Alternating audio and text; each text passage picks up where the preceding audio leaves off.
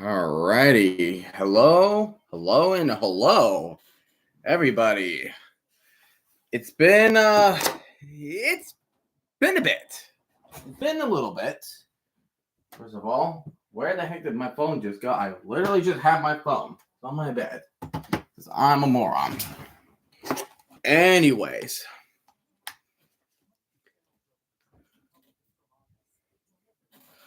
But yeah, hello. And we are live for the UFL. We're in week 9. We are almost done with the season.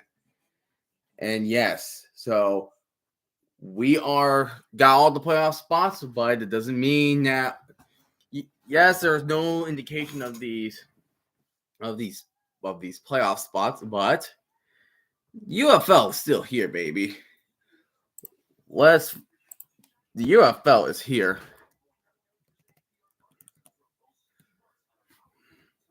It is here, and I'm happy about that. But all right, let's get down to business. So, first of all, we have Brahmas and the Battlehawks, so round 2, but they're still in the Battle Dome this time. So there's that. And the Battlehawks have secured their playoff spot.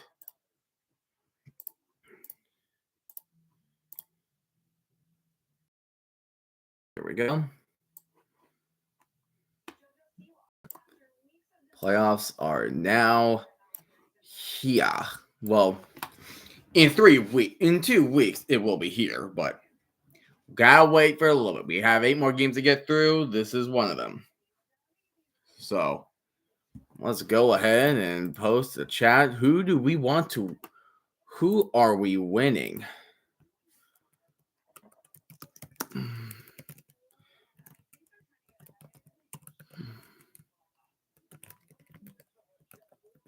This San Antonio Brahmas with the Battlehawks. We'll go over we will start to go over who talk about the teams that are going to make it to the playoffs. We will definitely talk about that 100%. But we're going to wait a little bit. It's too early to talk about it right now. But here we are indeed. But yeah, so you got the Brahmas. Brahmas, they are the worst. They are considered the worst team coming into. They are the worst team record-wise. As you can see there, they are 1-7. Lost last week in overtime against the Memphis Showboats. And pretty much if they lose this game, they're gonna be your guys' tank ball champions. That is what they're gonna be. So, but yeah. About to start in a minute, but like I said, like, we're just chilling. Like, it's not going to be what it was back then where, like, every game matters. Because it's all the playoff season. I just wish it didn't take 8 weeks to get all the playoff seedings figured out. And I wish they would have figured out when it's playoff time. The defenders could have played at their home game. Or if it is a Battlehawk, or if it was the Panthers, they would have played their playoff game at their home stadium. But whatever, it's the case. The matter of fact is, it's there. It is there, and we can get started. And let me go ahead and also do this. Let's see. I was looking up. What was I looking up? Right, the depth roster. That's right.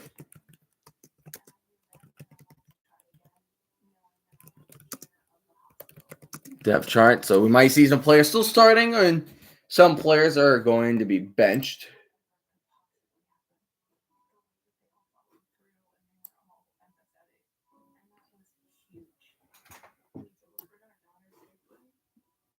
Oh wow, Callan Bond is back in. Wow, so looks like Kevin Hogan is not in.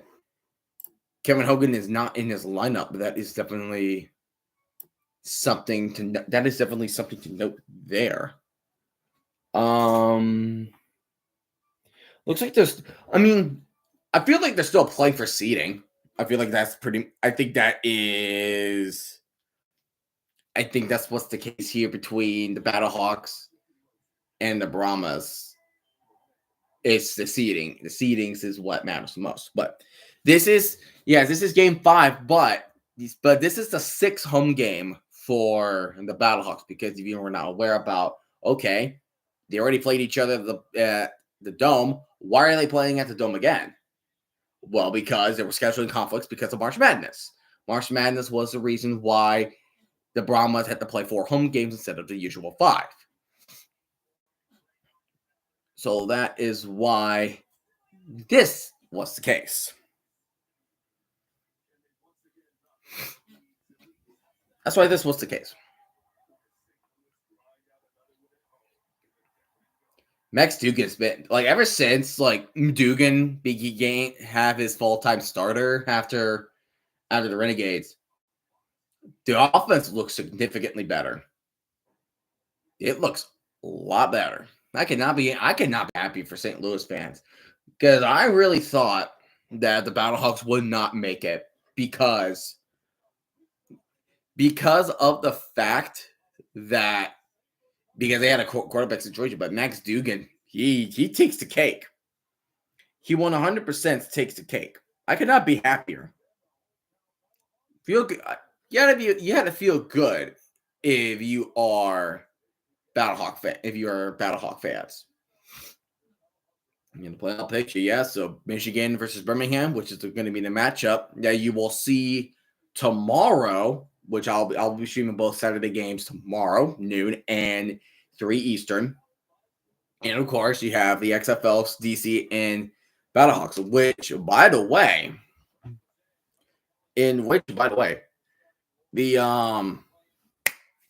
what you call it? No matter who's the new winner, there will be a new XFL champion, the Battlehawks or the DC Defenders.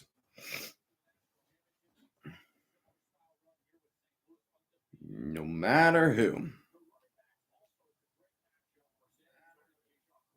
Okay, good. Want to make sure the audio looks all right. Yeah, Jacob Sailors.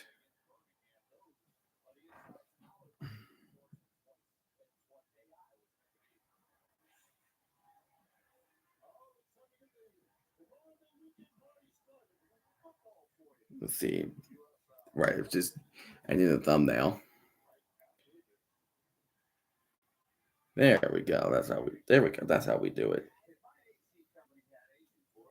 That is how we do it.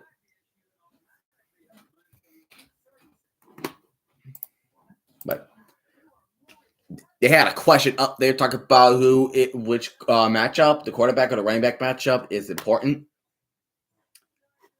I'd say the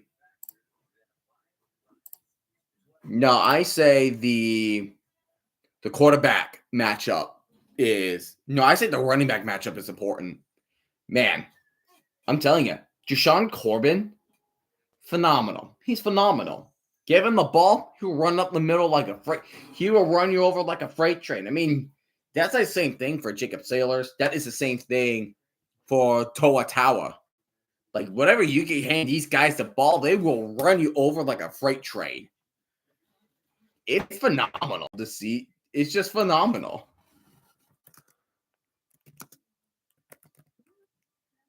Looking at UFL stats, I'm going to see who I want to see where we are statistically of the UFL as of week coming to week 9. Jordan Taiamu, 1,990 passing yards. So he's really close to hit 2,000. So he needs 10 passing yards to break 2,000. I think he's definitely the front runner for MVP. He is the front runner for MVP, 100%. Passing touchdowns is Jordan Taiamu. He is close to hit 20. If he has 20, that means he has thrown for two. He has 2 passing touchdowns per game, which is crazy to think about. Rushing yards, that is Jacob Sailors, but a rushing touchdowns belongs to Tua Tawa. Receiving yards is Deon Kane, but Chris Rowland is behind him by 3 yards. Deon Kane has 436 receiving yards. Chris Rowland has 433. And also don't count out Jonathan Adams and Sayosi Mariner for that as well, because they can catch up to the receiving stats as well. Let's see. Receiving touchdowns, that's Cornell Powell with 5. The thicker kicker, Harrison Mevis, has the most points for the kicker.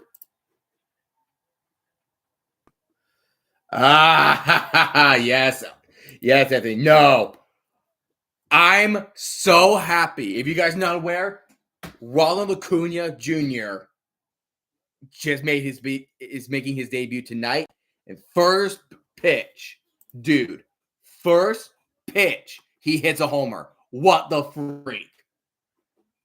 You know, I'm going to hear this audio with the audio on my headphones.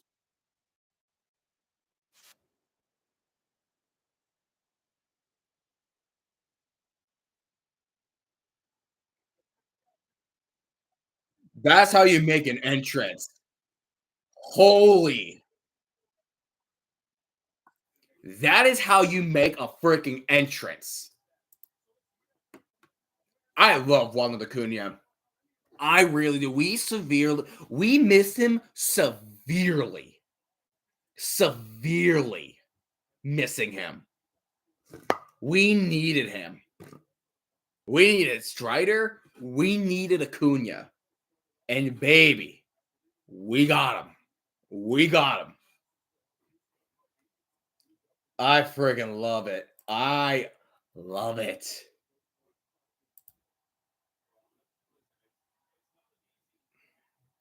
In that crowd, man, the crowd was freaking electric.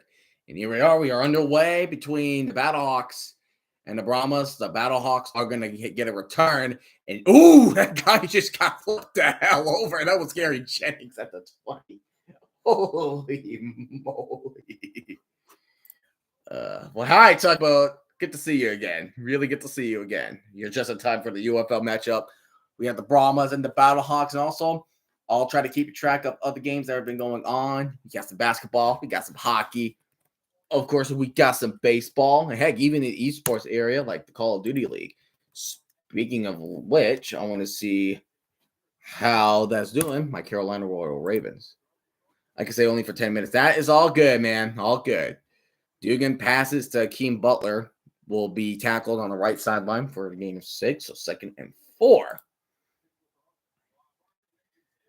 Let's see here. Oh my goodness. Toronto Ultra and the Carolina Royal Ravens are in a 2-2 matchup. And Vegas beats the Surge. That is unbelievable. That is a good upset right there. That's a nice looking upset right there. Looks like we're going to lose. Dugan going deep left side, and he connects with Shakur Pearson. Thought that would be deflected out of the air. But Shakur Pearson says otherwise. He's like, nah, I'm going to catch that. All right, so it looks like the Pacers and the Knicks have started 3 minutes in, and the first lead will belong to the Pacers. That is a beautiful catch. I gotta be honest, I feel like I don't fit in Jackie Gooder 9's live streams.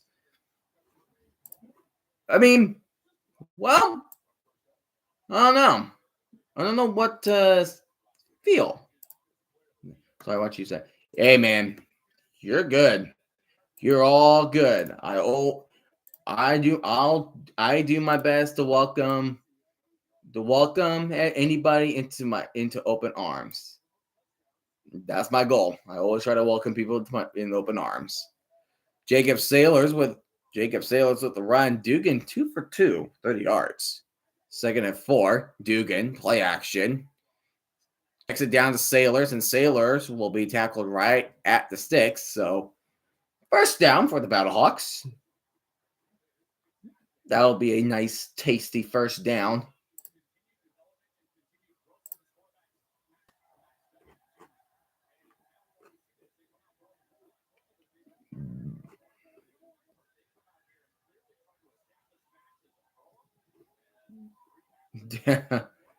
Where's he killing for the O's? Little end around is belong to Gary Jennings going left and short of the 6, but he got a good gain. That's a gain of 8. I'm like only Seahawks Raiders fans in that chat. So when someone has an opinion, I can't really respond back. It's like, I don't know. I don't know really. And no one reads my messages. Well, also at the same time, because it's like the only reason I can read every message because it's like Jagger and I definitely has a lot more of a fan base than I do. So like, and also like for him, he can only read so much messages. And also there's sports going on in the world, you know? Like they're paying attention to football, paying attention to baseball, basketball. There's so many types of sports that is going around. So you can't really blame anybody. Can't really say so. No. The other chat viewers don't respond. I mean, I feel like most of the time, like when viewers don't respond, it's because he's like the only person they want to hear a response back is him. You know, I think that's just what it is. Unless it was like something like big happening, like graduation, you know. So it is what it is. It is what it is. First and 10 at the 28 at Brahma territory. Sailors will get the handoff, and he's going to try to go about up the middle, but he's going to get about 2. But yeah, so the San Antonio Brahmas, I had them predicted as the top seed of the XFL conference, but oh my gosh, they just collapsed. They collapsed. It ain't pretty. It wasn't pretty.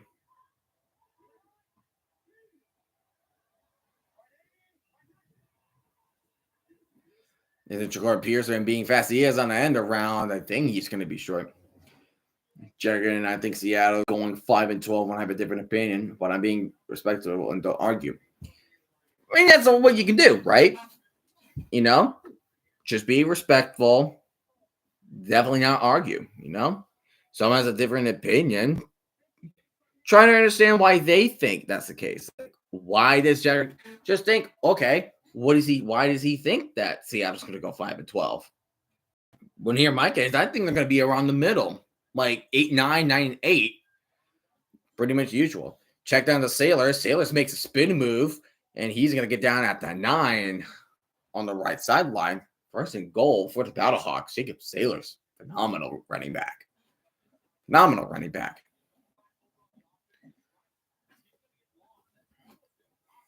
Yeah, because it's like when you're in the chat, definitely going to be a lot of you different types of NFL fans.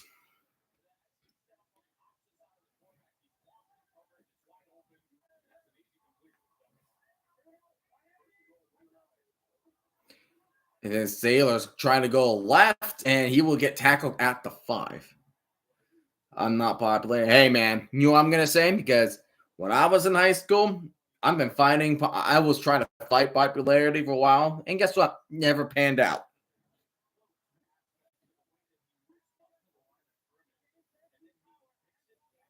So, I don't care about being popular. What I matter is I'm just going to keep on doing the things. Keep on doing the things that I love. And do what I do best. Second down a goal. Dugan. He's going to hand this one off to Jarvian. And that will be about a 2-yard game. Jarvian Howard, running back. I think I'm blocked by several people as well. Well, you can't control that.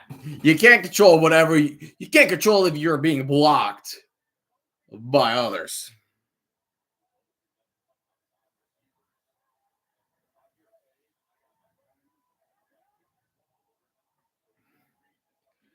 Third and down the goal. He might throw it to. He might throw a corner. That's what he's doing.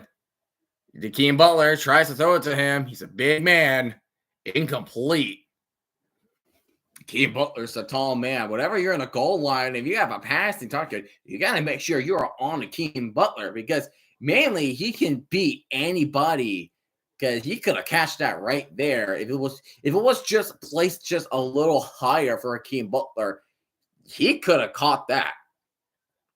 He could have caught that.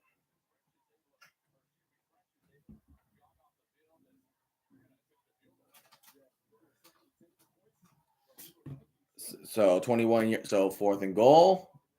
And that field goal will be good for the Battlehawks. So now we have a 3-0 game.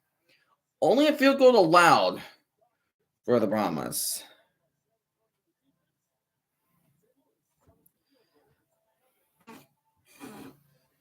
So 7-16.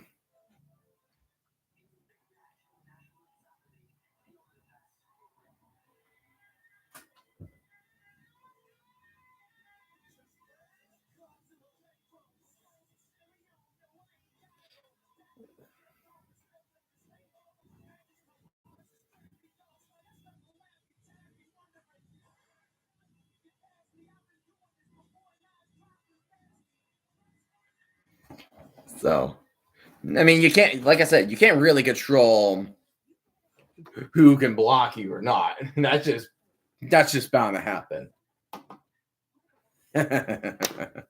All right, let's see. All right, so where were we? We were talking about the stats, right? Interceptions is a Gene Harris of the Renegades. So Gene Harris with interceptions, and then you have a multiple having 2. That includes A.J. Thomas, DeAndre Baker, Chris Peyton Jones, Cameron Kelly, D.J. Miller, Rayshawn Williams, and Arnold Tarpley III when it comes to interceptions. And playing right now, Peter Tamupenu leads the league in sacks. He has 2 games. Does he have what it takes to break double-digit sacks? 10 sacks in 10 games. What will happen for Peter Tamupenu? He needs 2.5. Second place is Derek Roberson with 5.5. Third place, Willie Taylor III of Arlington. Andre Mitz in DC with 4.5.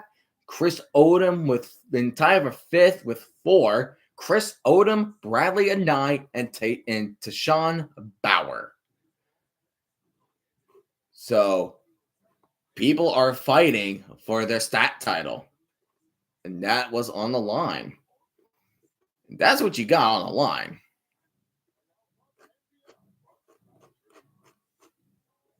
United Football League. Pick your team. Oh, man. It's Defenders, hands down. See you later, Tugboat. I hope you have yourself a great rest of your night. The Stallions. Oh. First in sacks. Dang. But first in interceptions. And, of course, my cat wants to get out.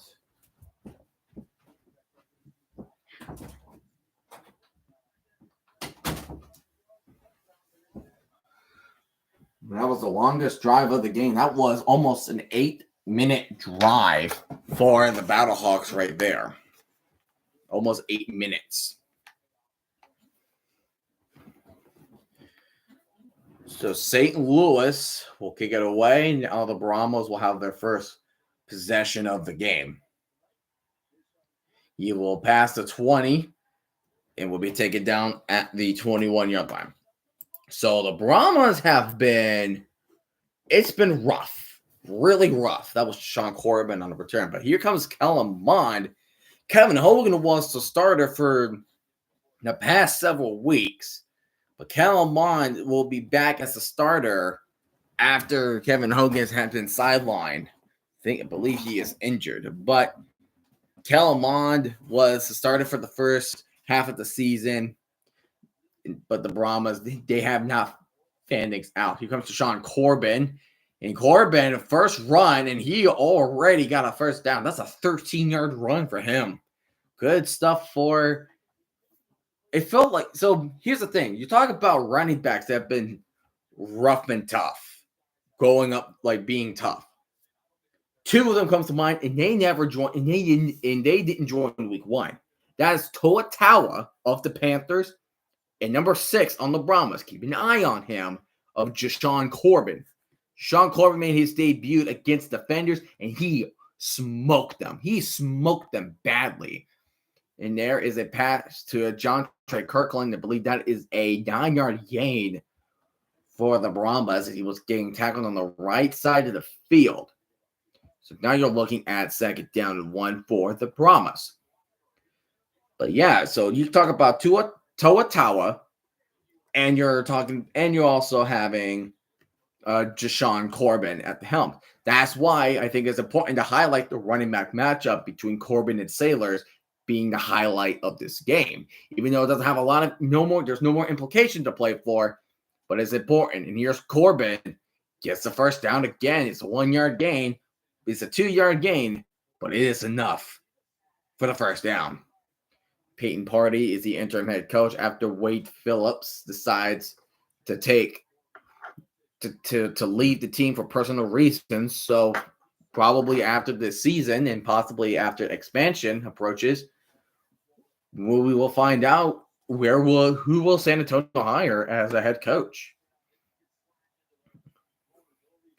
For San Antonio, Mon drop it back, checks it down. He finds Kirkland again, and now they're in Battlehawk territory at the 39-yard line.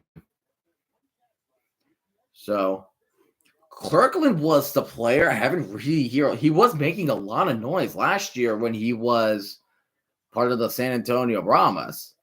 He hasn't really making a lot of noise not really making a lot of noise this year. I was kind of disappointed that this was the case.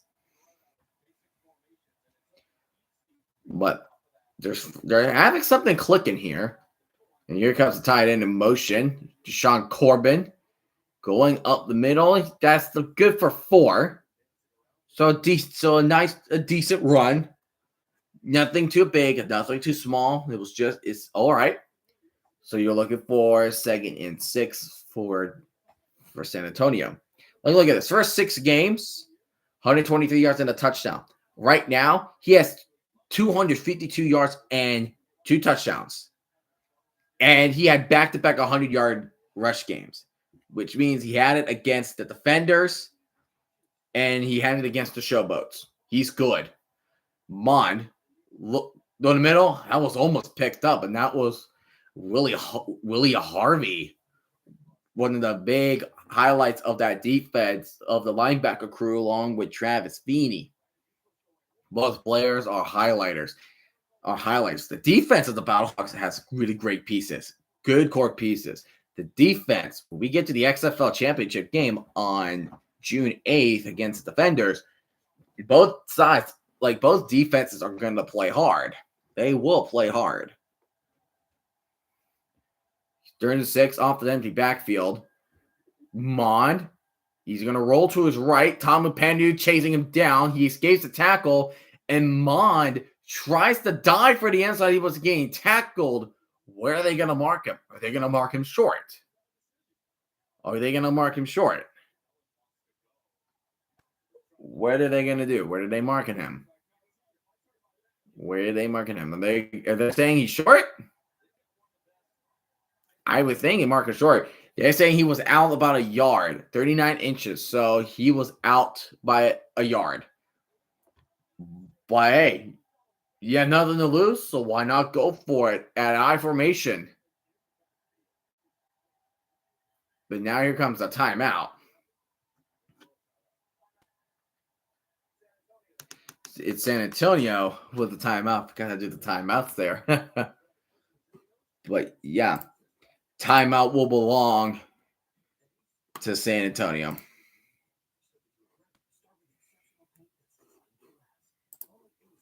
All right. Let's take a look at what's going on in the other sports world. Let's see here. The Pacers are in the lead, 19-14 with 3:35 in the first quarter. Take a look at the baseball world. There is a rain delay between the Dodgers and the Mets. So there's that. So there's that there. Reds beat the Cubs 5-2. Pirates over Brewers 2-1. Giants over Nationals 2-0. Rays over Blue Jays 3-0. Guardians over the Tigers 2-0. Padres are tied with the Braves at 1-1. They're about to hit the bottom of the fifth. Rangers and White Sox have started playing. Same with Royals and Twins. And that is pretty much that. Man, oh my gosh. The Red Sox beat the Orioles so badly, they postponed the second game. It's obviously due to rain, but they beat them so bad, they postponed the second game of the day. Oh, that's beautiful. Oh, that is definitely beautiful right there. What we got here with the WNBA? The Sun and the Lynx. The Sun is beating the Lynx 45-35. And then how are we doing in the world of hockey? Looks like they just started, so nothing really happening there. So we have to wait just a little bit just to check the update on that. But yeah. Yep, that one stinks.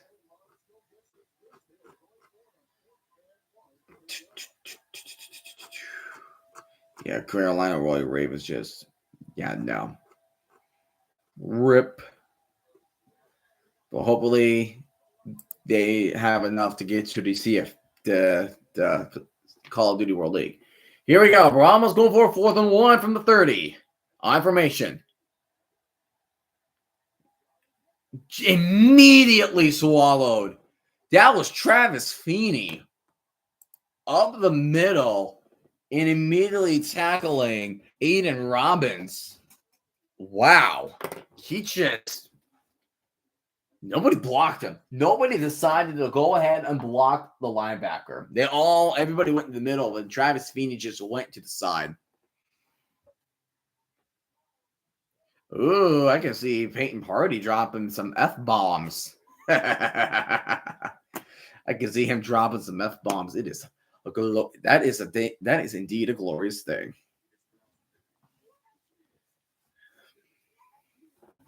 What more can you do, right?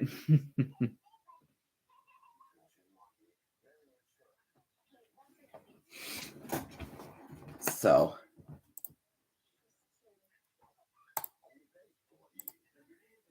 Liberty. Cloud 9 New York has been eliminated from champs qualifications. Yeah, so bye-bye. So pretty much it comes down to the Rocker. What can the Minnesota Rocker do to survive? Let's take a look. I want to see how that goes on.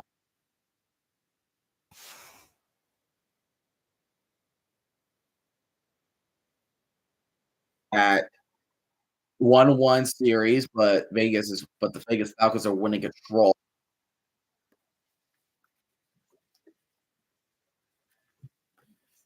Rocker won hard point, but Vegas got Search and Destroy down, and Vegas is a great Search and Destroy team. They always do great in Search and Destroy.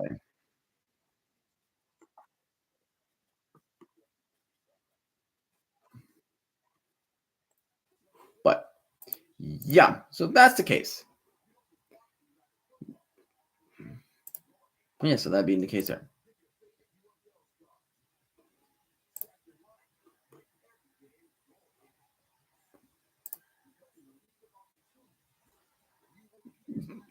Oh my goodness, they won by one.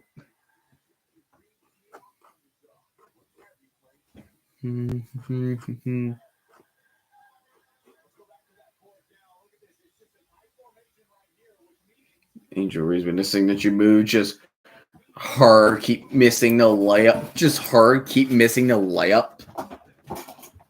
Just showing her repeatedly missing the layups. Oh my gosh. Like, the whole, like, Caitlin Clark and Angel Reese rivalry, that's crazy.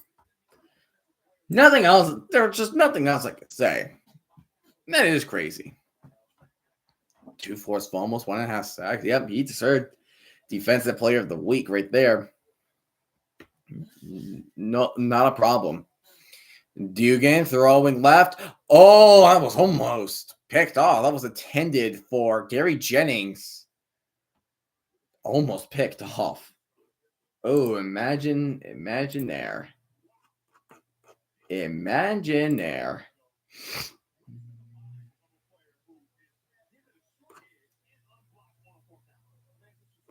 Six and 0 gets a surge. Oh my goodness.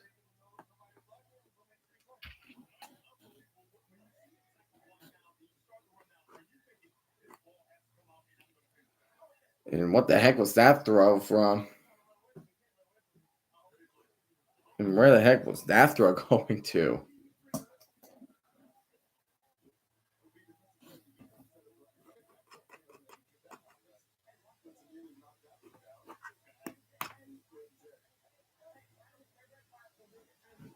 Birmingham, Michigan should be good. That should be a good matchup.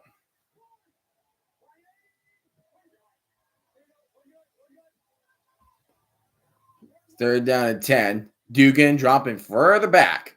He's going a little deep on the right, way short in front of Ja'Cory Pearson, but there's a flag out there on the play.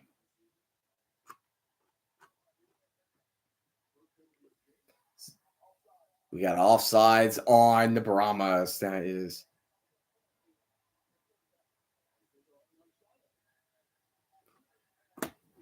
not good whatsoever. In Vegas, the Vegas Falcons just won control. Man, they can help Boston and the Optic Tech. Well, mainly help Boston by eliminating the Rocker early, because the Rocker keeps advancing, then they will eliminate Boston from COD champs. And what a catch. That is Jake Sutherland with a first down. That is to the 45 of their own territory, I believe. First down, St. Louis, and St. Louis. Oh, wow. And Carolina lost on a game 5. Are you joking? Wow. That's unfortunate. It's unfortunate for Carolina Royal Ravens. That's just not good. First down and 10 from the 45. Handing off to Sailors, going up the middle, and he's almost broke free. That's a 15-yard gain for number 15. Sailors, this is why he's the league leading rusher of this league. Because he has the speed, but he has the power. He's the Saquon Barkley of the UFL. She's good. If you're going to try to do one-on-one tackling him, good luck, because he's going to be as slippery as butter. 32 yards off of 6 rushes. Really good for Sailors. Jarvin Edwards will get the carry going up the middle, and he gets a gain of 11. This rushing attack from St. Louis is coming alive. It's coming up live. And we have just reached the end of the first quarter we have reached the end of the first quarter, and it's Battlehawks driving the field as they lead 3-0.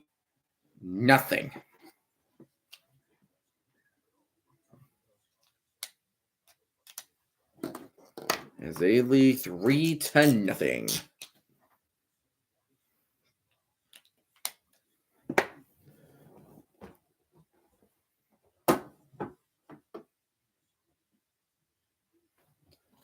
Alrighty. I gotta do something real quick.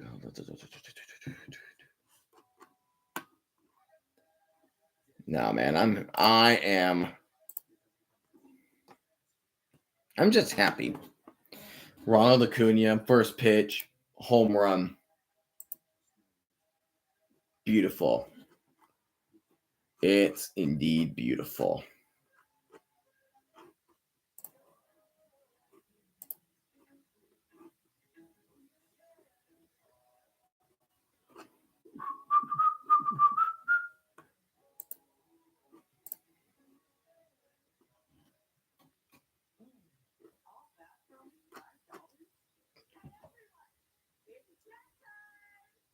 Oh wow, Carnatino. Oh, okay.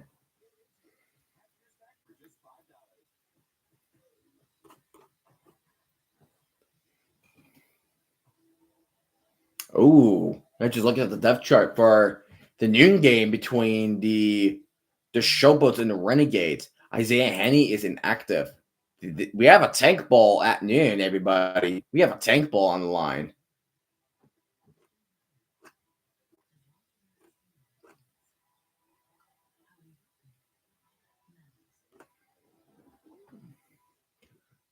Alrighty. What's this? All right. Top of the 6 for the Braves and the Padres.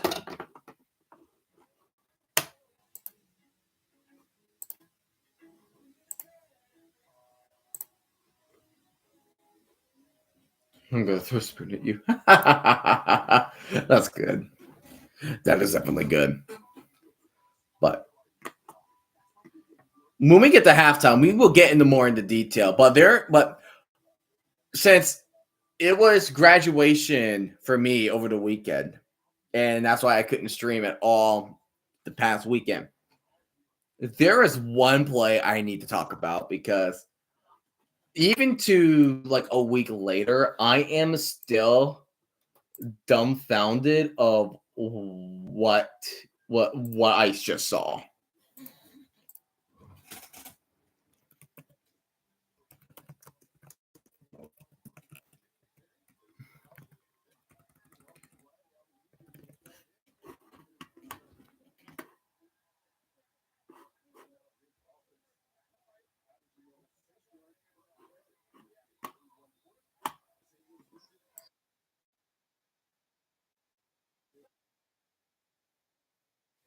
All right.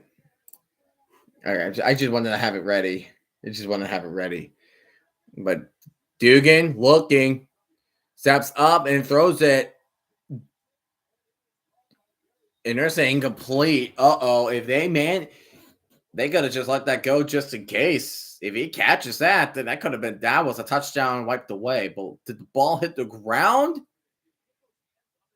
And the answer to that is yes, it did hit the ground. Rip. It's just way too low for him. Yep, that 100% hit the ground. That totally hit the ground.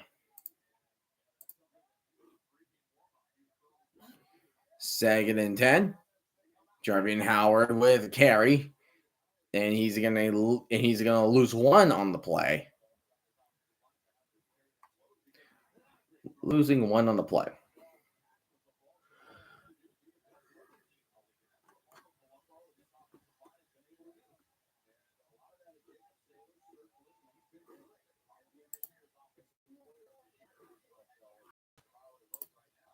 Well, that's much better. There we go. That's much better.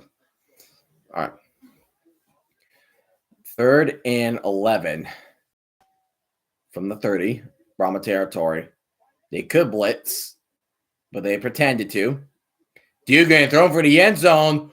What a catch by Blake Jackson. He just jumps high in the sky like a cow jumping over the moon. Brilliant catch. That is 1st and goal.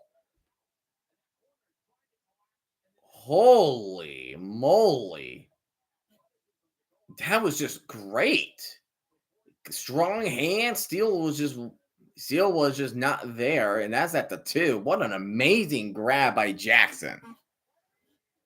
Amazing. And Howard tries to run it in. And there's your touchdown for the Battlehawks, Jarvian Howard. With a rushing touchdown. I have a feeling this game is going to be a freaking blowout. It's going to be a blowout. 100% a blowout.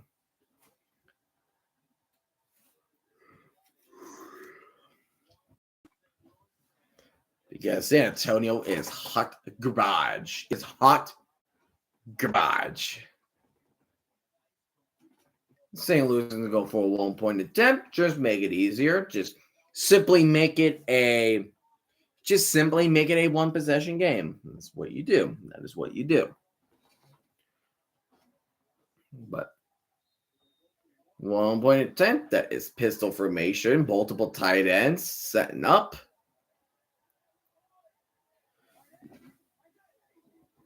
Play action throws through the corner to Butler once again. Does not hang on, so the score will stay at 9-0. Score will stay at 9-0.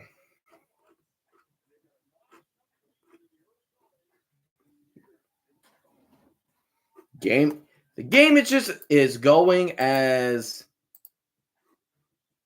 going just as we expect. How are we doing on Hardpoint on Call of Duty League? The Vegas Falcons currently in the lead, but it's a tight one. We're practically tied at Hardpoint between the Minnesota Rocket and the Vegas Falcons. So that is the deal.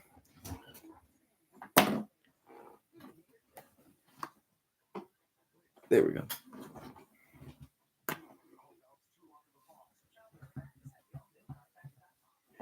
Okay. But yeah, halftime. I feel like what I want to do at halftime, I want to give my thoughts on it.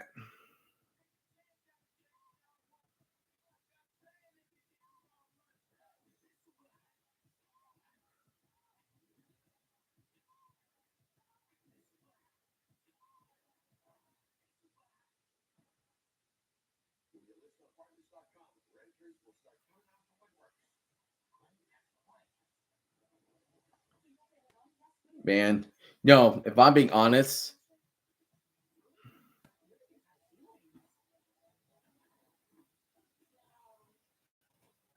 no, when it's halftime, no, when we get to halftime, I'm going to talk a lot of garbage about the Renegades because they are just doing the opposite of what they have been doing since they won the XFL championship in 2023.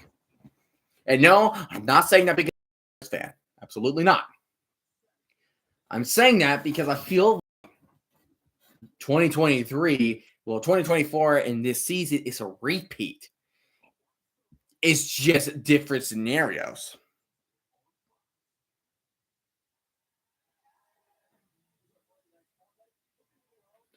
But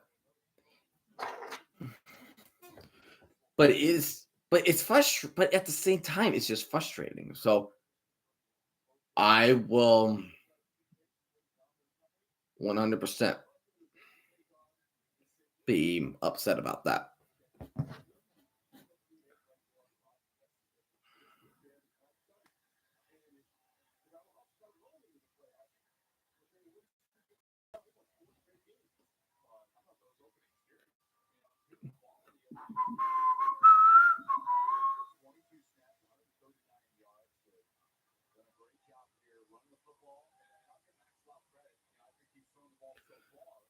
And here we go with a kickoff up to the Brahmas.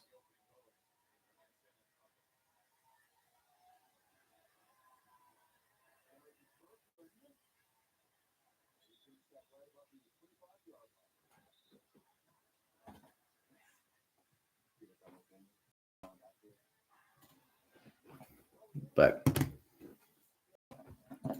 the Battlehawks got they went 2-0. Then they went 0-2. So they went 2-0, 2-2, but then they won 4 in a row. Peter Tamanpenu is definitely part of that building block. 2 forced fumbles, second in QB pressures. It's a thing of beauty. Kellen Mond with a handoff, handing off to Aiden Robbins, and Robbins shimmy shaking up the middle, and he will get mainly a gain of 5 up to the middle.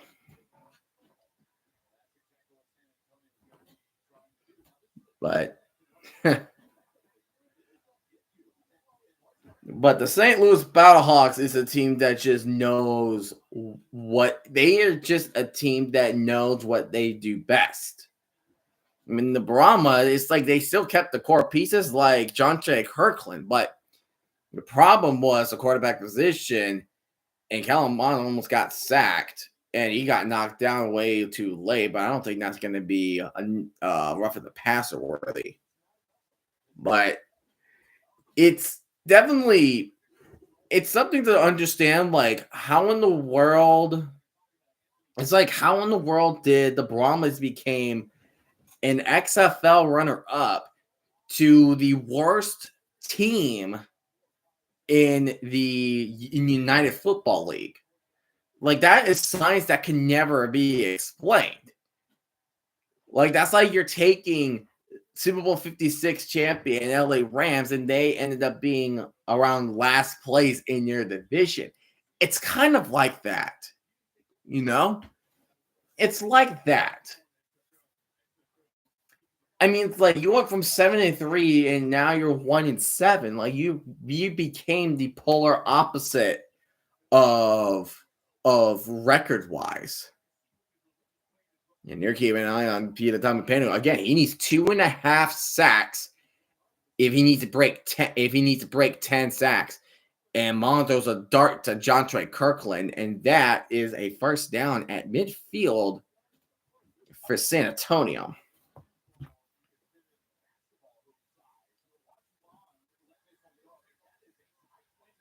So,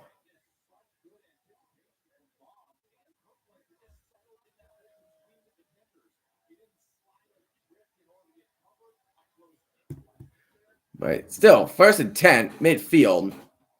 John Trey Kirkland, 29 yards now. Mond has 1 incompletion, but he has 36 yards. Up the middle, Aiden Robbins, right hash, and he will be down at the 3. But he will be down with a gain of 3. And he's going to check, and Robbins is going to check down. So coming Jashawn Corbin will be checking in. Ooh, next we take the lead, but they're only lead by 1, 34-33. Is there anything can happen? Feel like whoever has the lead will matter the most if you're in the fourth quarter with about 5 minutes remaining. 53 rushing yards for the Battlehawks and 9 first downs. Mond going left side. Yes, this man. To D. Anderson. That is a former Memphis showboat that got traded in the middle of the season. Do you think the UFL will have a trade deadline? That would be interesting, no? A trade deadline in UFL, because I don't think the UFL has their own trade deadline. I feel like the more they add teams and like the more weeks they play, I feel like they might implement a trade deadline.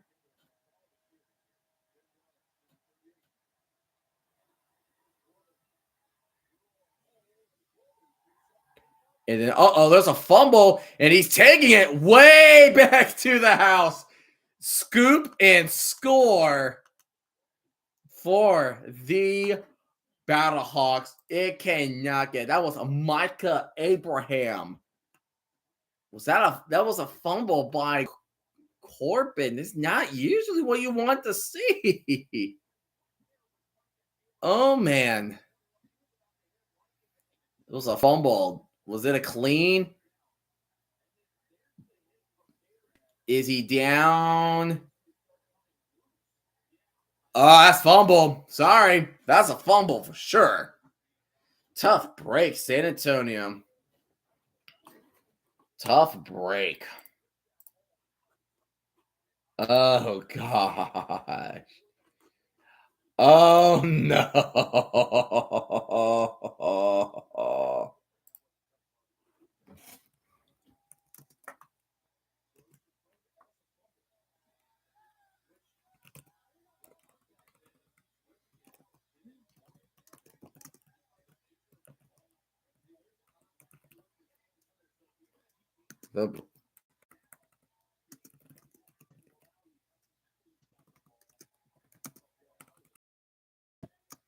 I don't know what to say. 2-point attempt. Dugan complete. Scores will stay at 15-0.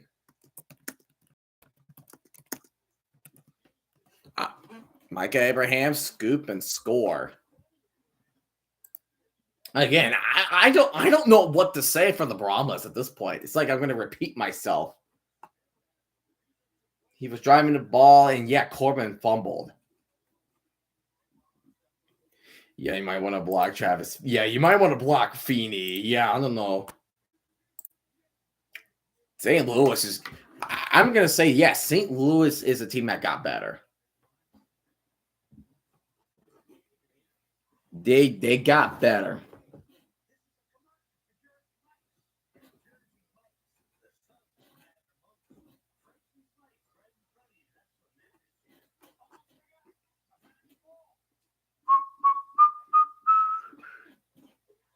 Oh my gosh, Cloud 9, New York. Dang. That is definitely one way to put it.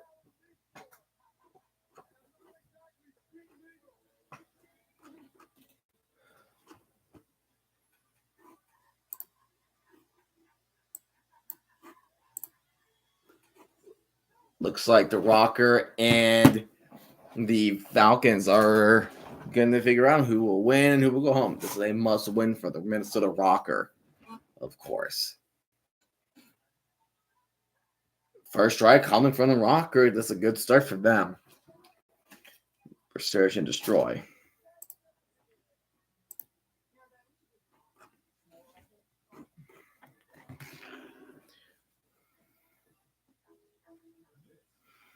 Dun, dun, dun, dun.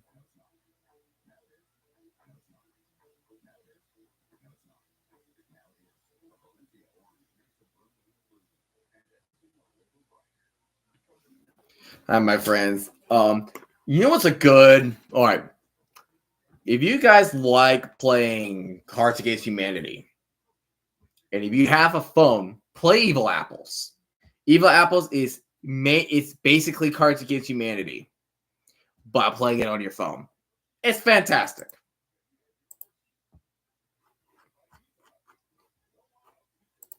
It's fantastic.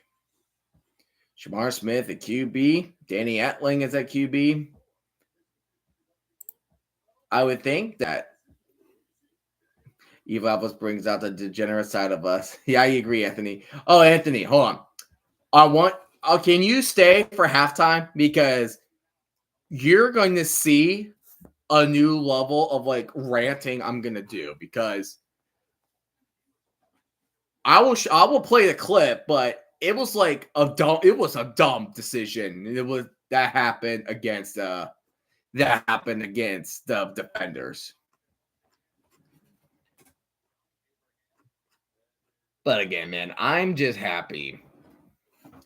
Acuna. I mean, I don't care if the Braves. I mean, it would be nice to see the Braves win, but man, it will be awesome to see them win. And a bounce right in front of Corbin, and Corbin takes it 2-31. So there you go. We have 8:48. Calabon had a great drive, and then Shashawn Corbin fumbled in the back for a score. Not ideal. Not ideal. Not ideal. And there's Micah Abraham on the sideline. Can San Antonio, can they finally, for once, get it to the end zone or find a way to score some points? Tamapenu is looking to rush, but the play will be called dead.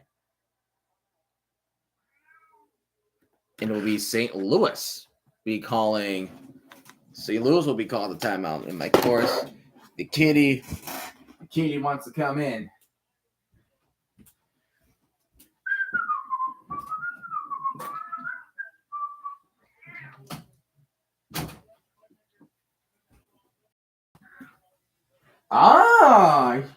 He's Abraham is the son of Donnie Abraham, who is I believe he's the defensive coordinator of the Battlehawks. Amazing. That's amazing. Make your papa proud, man. Make your papa proud. Ha ha ha ha. Make your daddy proud. 2-0. 2-0 Minnesota. Minnesota needs this win. They need it. Mod, he's looking, goes to the middle, and he finds Kirkland with a 6-7 yard gain. 6-7 yards on the play. So tomorrow I'm gonna do both UFL games. I'm gonna do the Tank Bowl between the Renegades and the Showboats, and then the next game will be the Panthers versus the Stallions. So stay tuned for tomorrow. Deshaun Corbin going up the middle, and he will get it just enough to break the sticks, to move the chains. About 8 minutes remaining of the second quarter. 8 minutes. And so also, I do apologize for the lack of uploads. I'm just very busy with teaching. We're about to we're wrapping things up. We have 8 days left of total days of school, and we want to make sure that we wrap up our teachings, and also we got to make sure we are packed up for our rooms, and then summer vacation, and then when the end of summer kicks in, I will be at a different school. So kudos.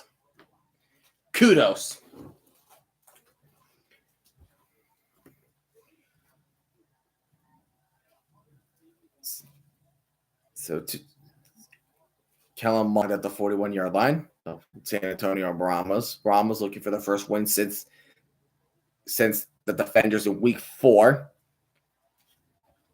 He throws it low because he had found nobody open, so he just threw it the nearest receiver. And Deshaun Corbin was the case. Again, I say it once, and I'll say it again. I'm surprised to see the Brahmas being down this low. I'm shocked. But I feel like the Renegades have a bigger biggest disappointment.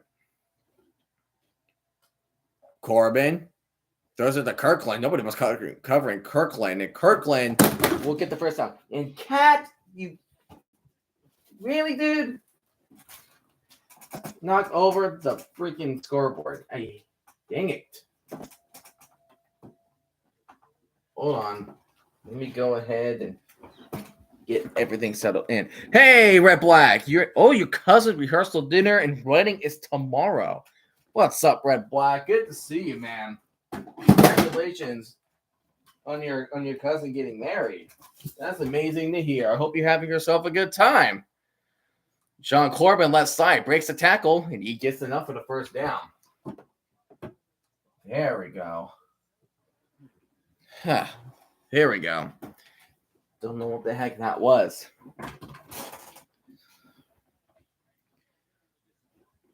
Don't know what the heck that was.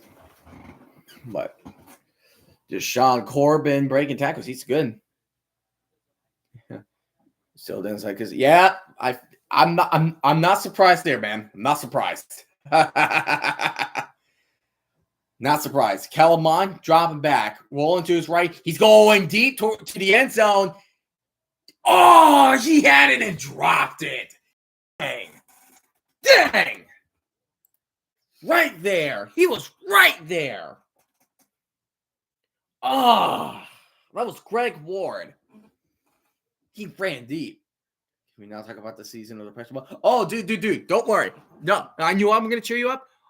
I'm going to rant on the Renegades when we get to halftime. I'm going to rant hard about them because last week was a choke job. It was a choke job. It was a choke job. And to just talk about them as a whole in general. Corbin with a 3-yard gain. Third down. I believe third down 7. The season of the Depression Bowl. And the fact that Corbin rushed 100 yards against the Showboats and you can't stop the Showboats. I had you guys at the top of the XFL conference. And this is what you get? Bro. No shot. They're in 7. Kellen Mond's not liking what he is seeing. So there goes another time. There goes a second timeout for San Antonio. He's not liking what he is seeing. Not liking it one bit.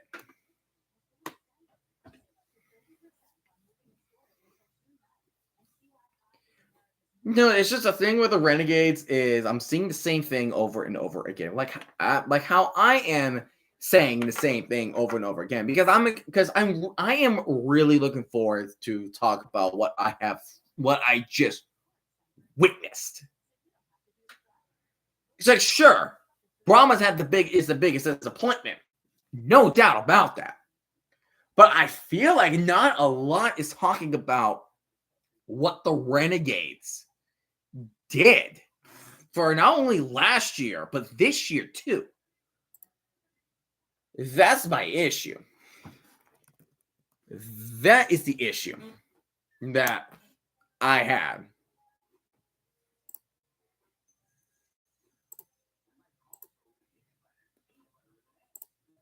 Go Renegades. There we go.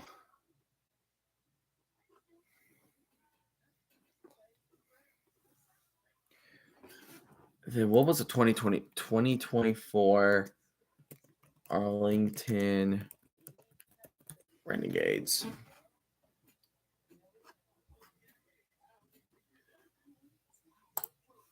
We're gonna talk. I'm just getting everything. I'm just getting it all ready. Getting it all ready.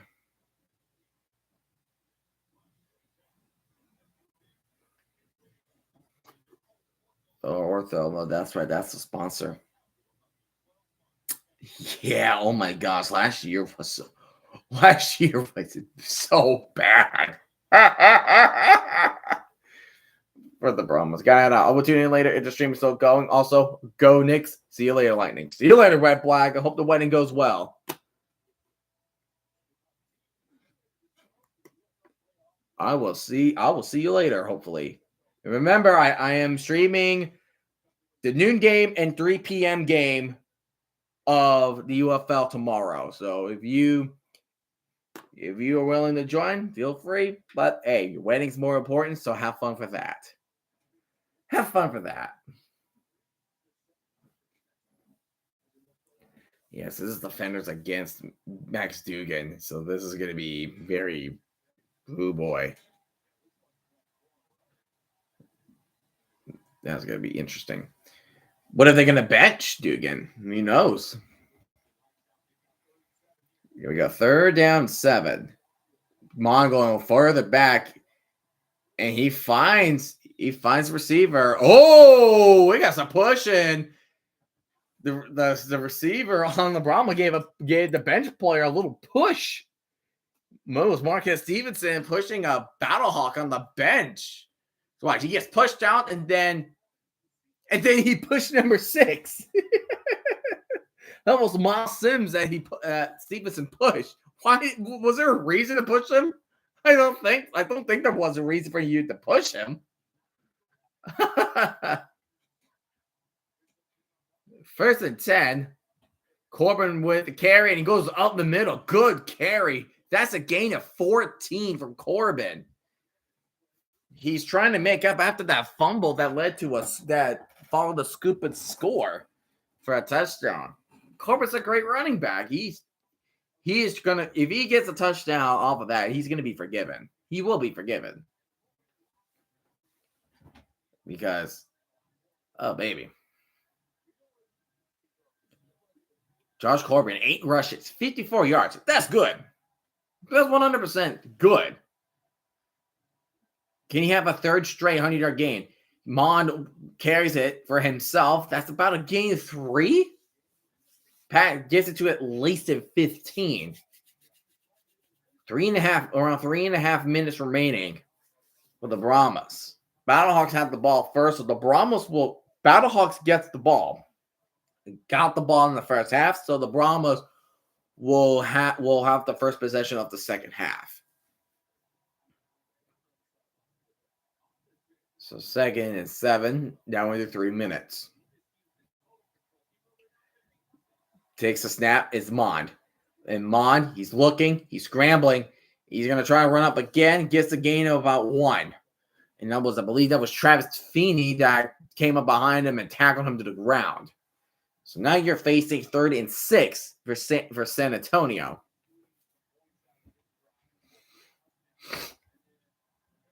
Anthony Beck was a great hire for the Battlehawks.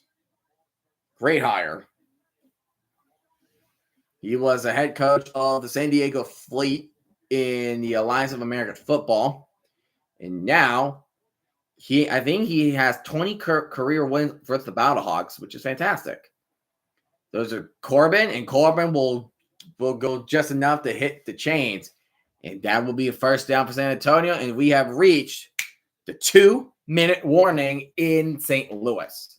So they will step aside for that.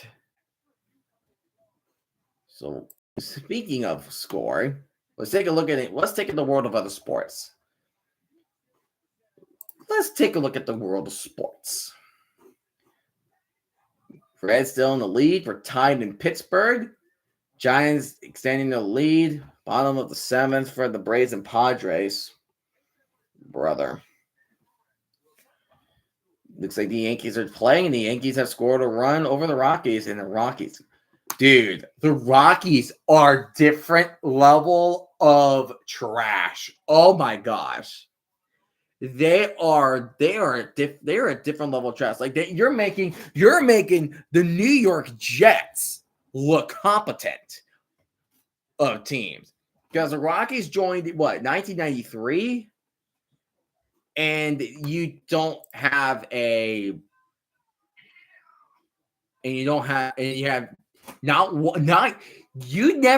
never realized. I watched That Good Sports video on the Rockies. Holy crap, they are trash. Colorado might make the 2024 White Sox look decent. Dude, they're making the White Sox look decent. They're making the Orioles look decent. They're making the Pirates look decent.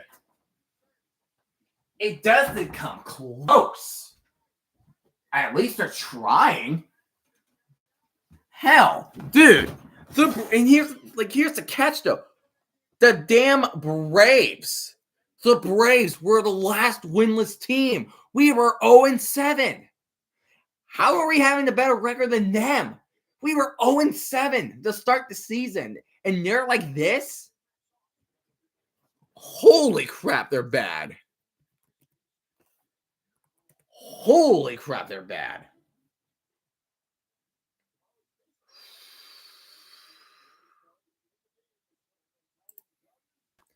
Dodgers and Mets. Guardians and Tigers tomorrow.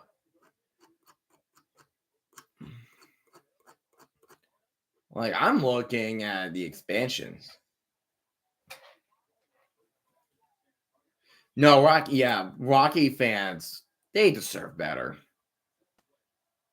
They deserve so much better.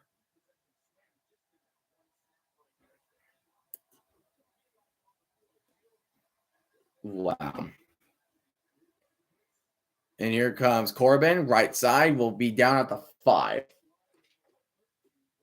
I'm just looking. Yeah, the Marlins was new in 1993 as well. And the Marlins won 2 World Series titles.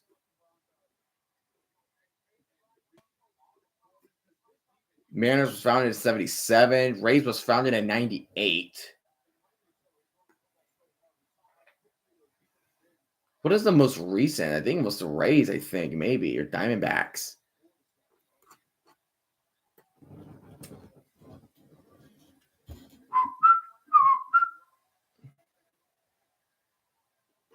Dun dun dun dun dun dun dun dun dun dun.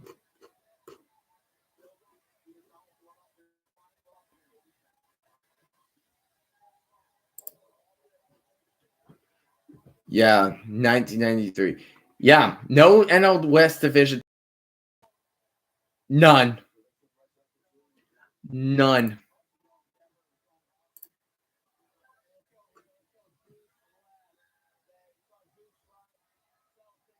The Nationals were a name. The Nationals became a new name in 2005. Oh my. So bad. Look at the penalty, 5-yard penalty. San Antonio hands it off to Corbin. Corbin up the middle. Does he get it? Spins his way in. We've got a touchdown. Finally. We got a touchdown. It's about dang time. Marlins and the Rockies are the only two teams to never win the division. No shot, really. The Marlins. But one has 2 World Series, and that's the Marlins. That is the Marlins. That's for sure.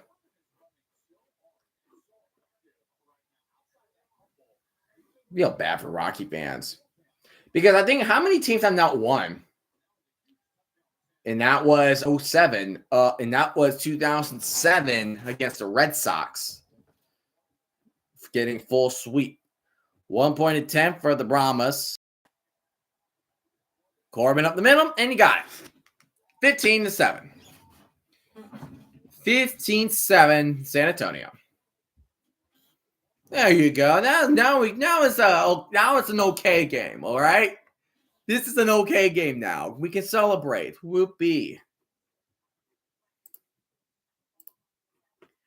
We can celebrate.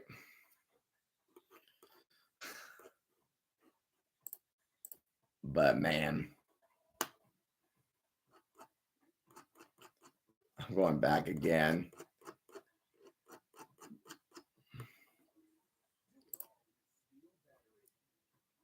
American League, West Division.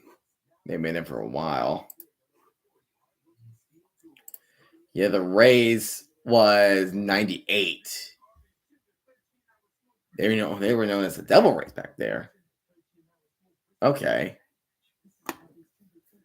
Yeah, 2008 is the Rays.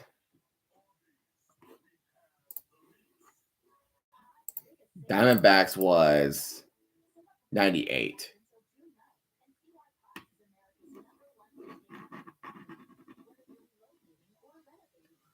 Okay. Yeah, so the Diamondbacks and I don't know if you could count the Nationals because they were the Montreal Expos. But I'll just count the Rays and the Diamondbacks. The Rays and the Diamondbacks are the most recent.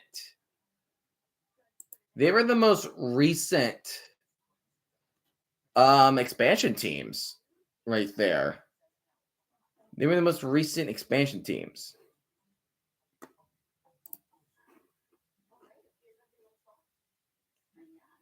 And that's kind of funny. And the Mariners was there in 77. They had that. It was a 2001 season. That was their best season. And then they just gotten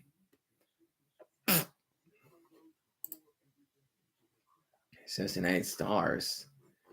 They said that it was explosion. Crazy how 2 of the last 4 expansion teams in baseball won the World Series within 10 years of being a team. The Diamondbacks being one of them. And, 2 of the 4. What's the other one? And the Marlins.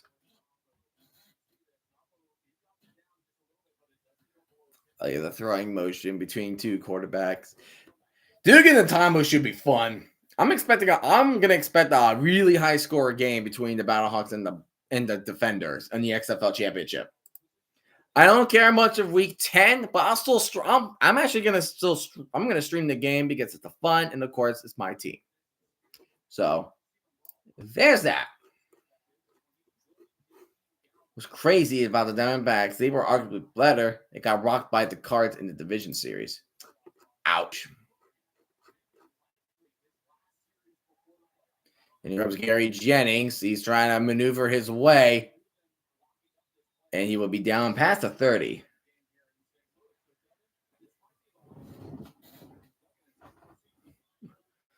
Jerry in the 9 says, Micah Abrams said, Salty Jackson and me wondering how this stood as a touchdown. Yet Miles Jack was apparently down. I don't know. That was stupid. I don't know, man.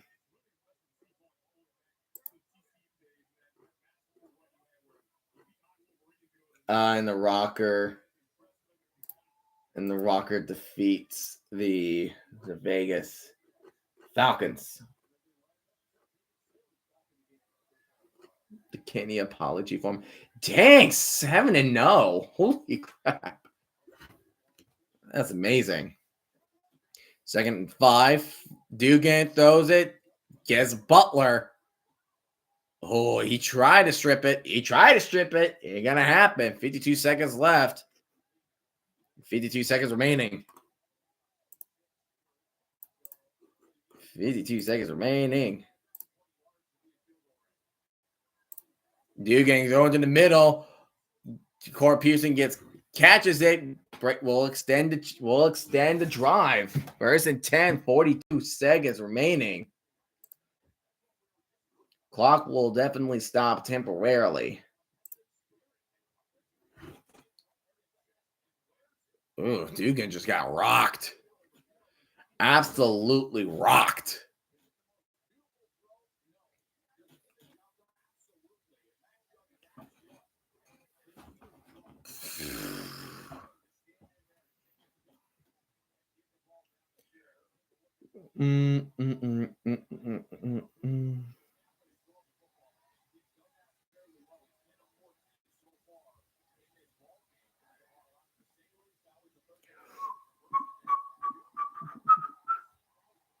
Yeah, the Blake Jackson catch, that was definitely good.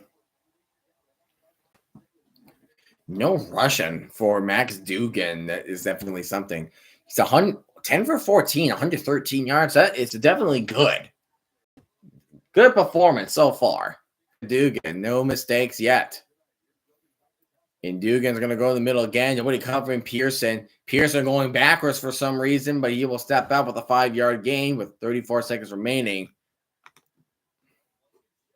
Don't know why there was a reason for him to run backwards. There's no reason for him to walk backwards because he has that speed. He's one of the fastest players in the league. I mean, I get he just wants to. I mean, I get that, but.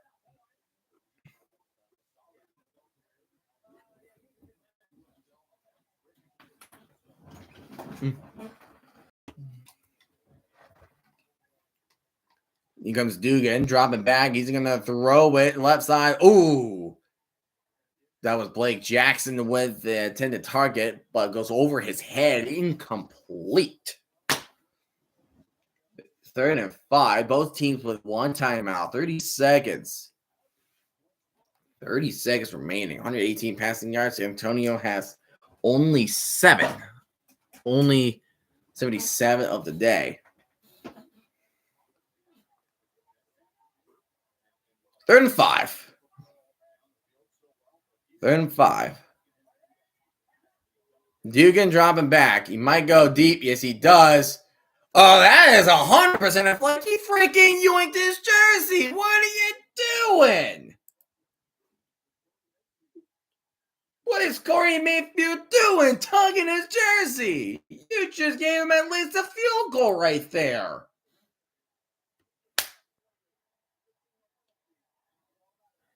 Dude, seriously. And he was already tugging, and then he grabbed him right here, and then he just dragged him. What is Corey Mayfield doing, dude?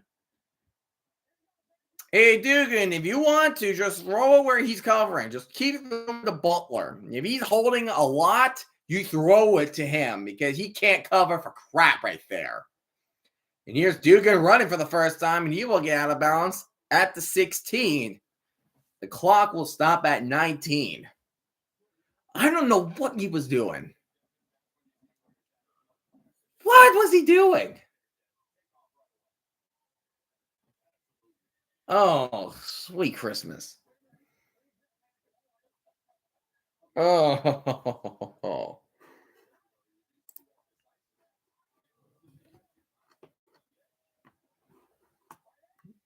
Oh, my goodness.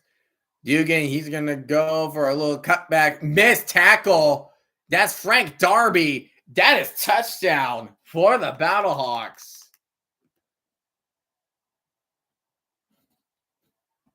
There's the passing touchdown from Dugan. This one will belong to Frank Darby. 21-7. Just a great adjustment. It was just poor tackling from San Antonio. Just a good comeback route. And 22 had him. He had him wrapped around as soon as he caught that. That was Chris Steele. He had him wrapped up the moment he catched it. Could not take him down. And Darby runs to the end zone at 23. Jordan Mosley could not get there. 1 point attempt. It will be Jacob Saylor, and will not go anywhere. So it will still be at 21-7 in favor of San Antonio, which is a great thing for the Battlehawks because San Antonio will get the ball back in the second half.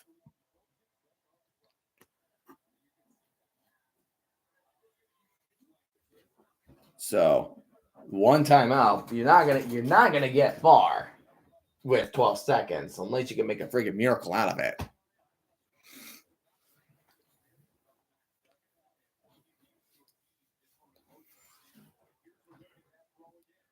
Look at that throw again. It was a nice cutback route. There was definitely a connection right there between Darby and Dugan.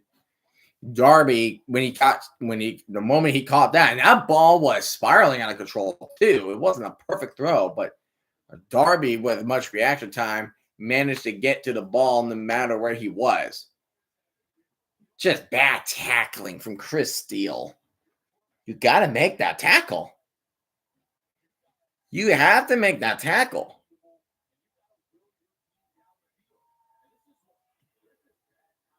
That is bad tackling.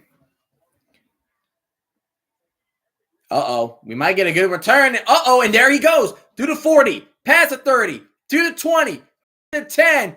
Steps out of bounds with 1 second remaining.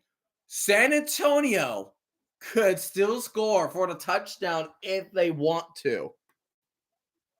Wow, that was Jaden Sheardon with the return. Glad he stepped out of bounds on time when he was being pushed. Wow, what a return. So hope is not lost for San Antonio. And that was just a brilliant return from San Antonio. Lovely to see. And looks like there's a challenge on the field from Anthony Beck.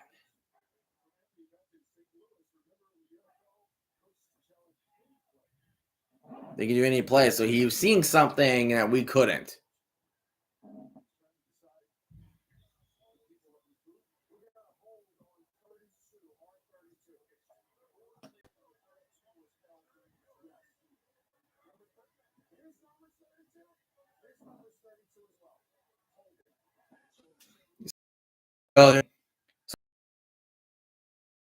Which in this case is Henry Black, was holding Quinterio Cole of the Battlehawks.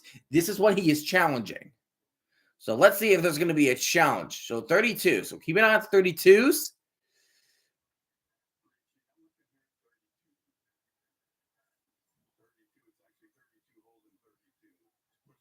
Hmm.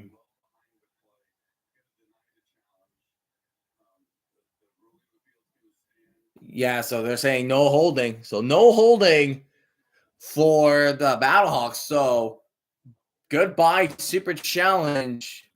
The Battlehawks Super Challenge. So that also means there's no timeout. Call stands. There goes bye-bye Super Challenge and a timeout for the Battlehawks. So San Antonio will have the ball. I think it was around the 10-yard line, I believe. I think it was 10. So this is what they're just going to kick. Okay, they're going to do the extra point. I mean, they're going to kick a field goal for 29 yards and not try to go for a touchdown. Kick is up and the kick is good. So 21-10 game, not too bad. But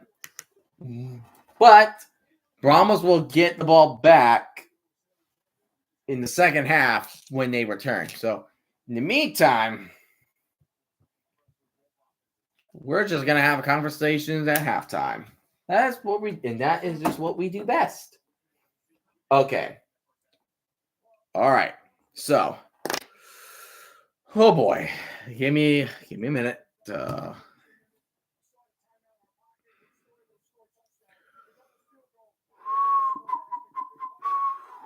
Okay. All right. Are you ready for me to do this rant? Because I just wanted to get out of my chest ever since I watched that game last week and I was in graduation. So, okay. First of all, I need to get everything ready. All right. Do everything ready. All right. So, I was watching. So, Defenders and Renegades, right?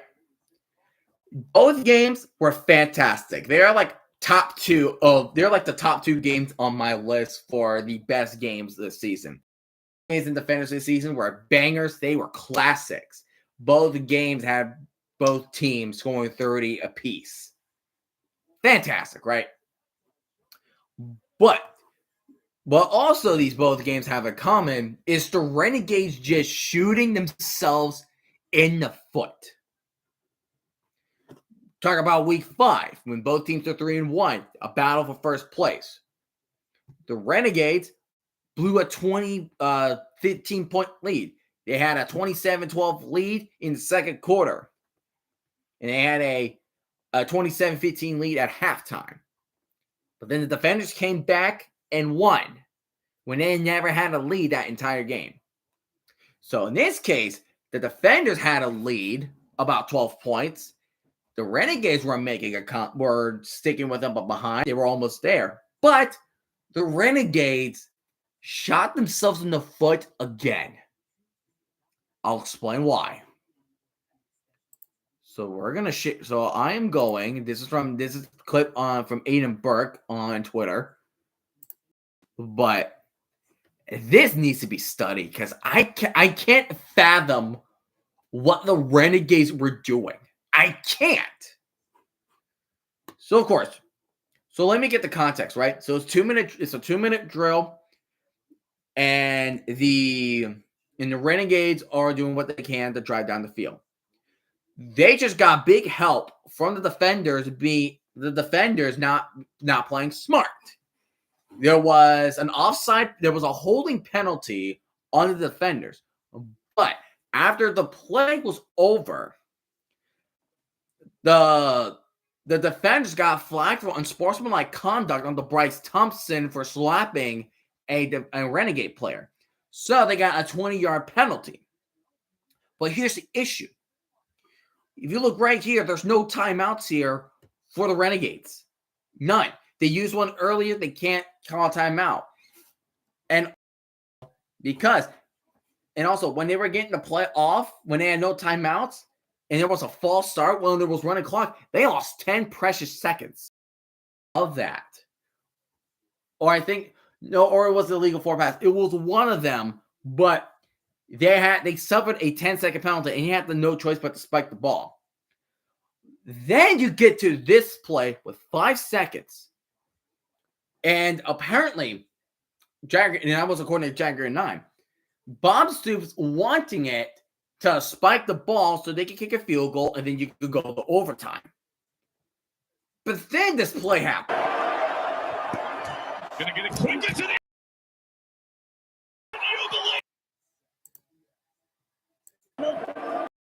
like, why did you fake spike it? Like, was it Stoops? Was it Bob Stoops' decision, or was it Luis Perez's decision, or was there a miscommunication between both parties? Because I can see why you could blame. I initially blame it on Stoops, and my dad, he was watching the game too. Hey, RFK, yeah, man. Rest in peace to Jim Irsay. Rest in peace, man. Rest in peace to Jim Irsay. Good, you just got me into talking about the Renegades, but again, why did you fake? I don't understand.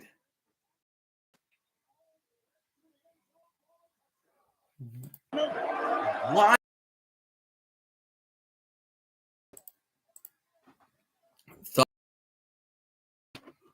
Are they really coming back? I mean, I do not mind the Dragons coming back. XFL team in 2 years ago. They had a good fan base. Pearson, Ben DiNucci, those guys are great. They were fantastic. I would love to see the Brahmas coming back. Not the Brahmas, the Dragons, the Sea Dragons coming back. But I digress. This is why the Renegades missed it. This stupid stuff right here, this stupid crap right here is ridiculous. Well, I'm looking this up.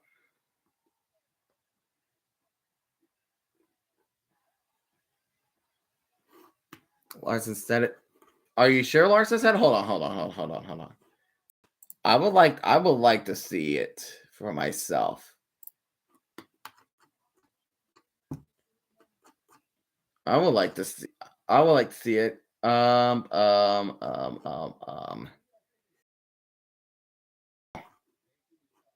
Yeah, that's right. Pro Football Network. Let's see. Let's see.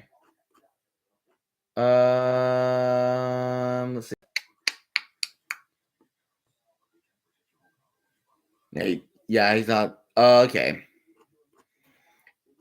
I don't know if I see it or not. Fine.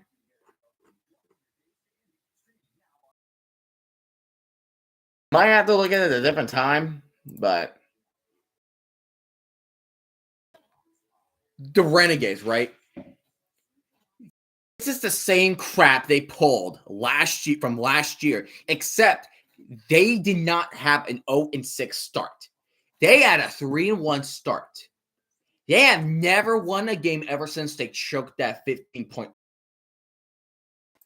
It's the same damn deal blowing these tight games. They can't close a game out for anything. The Renegades, yes, they won an XFL championship against the Defenders in 2023, but they're UFL that won a championship. Let's get that right. Like, you want to talk about this? Like, look, like one possession games, right? Let's start. We're gonna go back in time. We're gonna go 2024, right? St. Louis Battlehawks lost 27-24. They see the week 3. They choked a 10-point lead against them, and they lost 29-28. They lost to the Houston Roughnecks by 8. They lost to the Panthers 28-27, where they have led the game, and also they led the game, but Stoops made a stupid decision of going for it on his own territory. Then you lose to the San Antonio Brahmas. So that's 5 one-possession games they would have had. They could have at least gone 5-5 of the season. Would they have made the playoffs? No, but they would have at least gotten to 8-2. So coming to this year, yeah, Brahmas better this year than last. Brother, tell me more about that. And look at the Renegades. Oh, and that one win that was by one, and then they had one game that was won by one possession, and that was the Defenders in Week 10. But then this year, so they won Week 2, one possession against the Houston Roughnecks. That's the least you're going to get of winning one possession games right there. And that was the terrible Anthony Brown Houston Roughnecks and not the Jalen McClendon Roughnecks. They lost to the Stallions, not scoring touchdown. They lost to Defenders, which I mentioned before, blowing a 15-point lead. They lost to the Battlehawks, which again did not score a touchdown. Then they took a 9-point lead against the Panthers, 25-24, and then you get whatever the hell they did last year. So within 8 weeks, they blew the same amount of games. They blew the same amount of one-possession games as of last year. And we have 2 weeks left. And they have Showboats and Brahmas.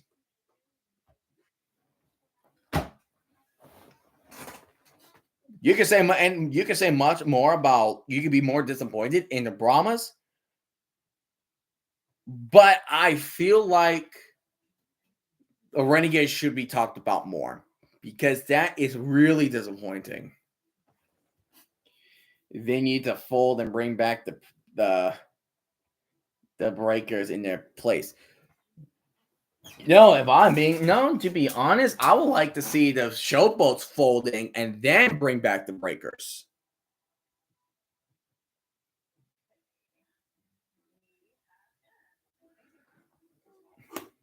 Why do I need to ban Rob Carson? I feel like why would I need to ban him?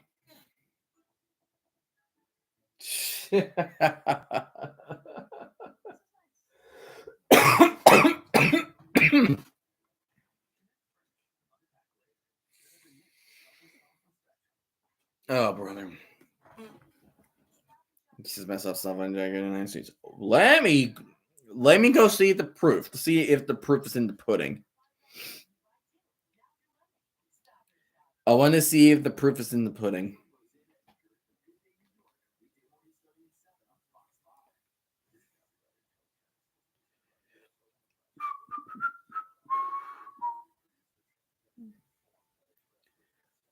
Mm-hmm. Nothing. Let's see.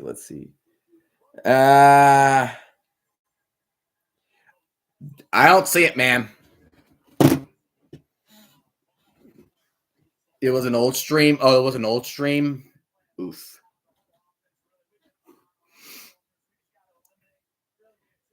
He's the only non-bot ban from Jagger 9. He attacked everybody. How about you ask him? How about you ask him? How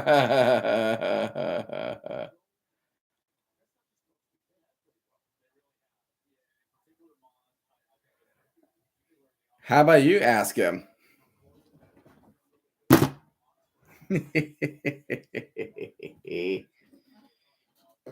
Oh. And besides, you're the regular in his streams, not usually me. Oh my God, Kirkland's breaking tackles on the kickoff, and he's gotten to midfield, and he's tackled to the 45 at Battlehawk territory. Woo, that's one way to. What a way to start off the. Man, what a way to start off the third quarter, I believe. What a way to start off the third quarter.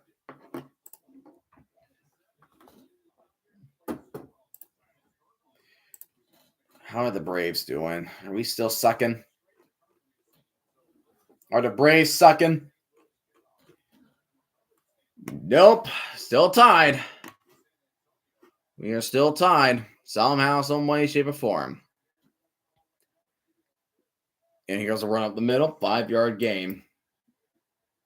No, I don't want that. I'm trying to.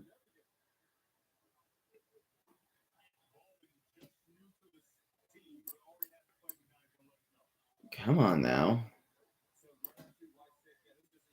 I'm going to ask him.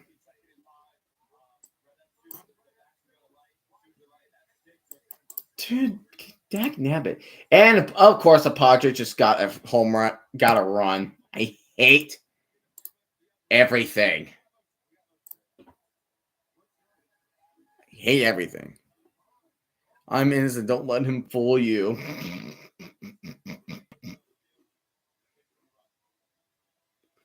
Come on, Braves. Score something, damn it.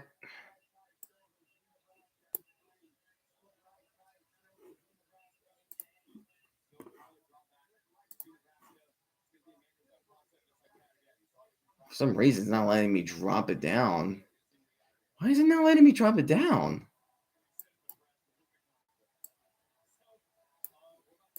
That's better. Mine. Oh, threading the needle, but that's a yard short. 2nd down and 1.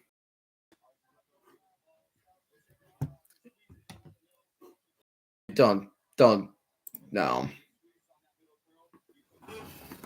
Come on, man.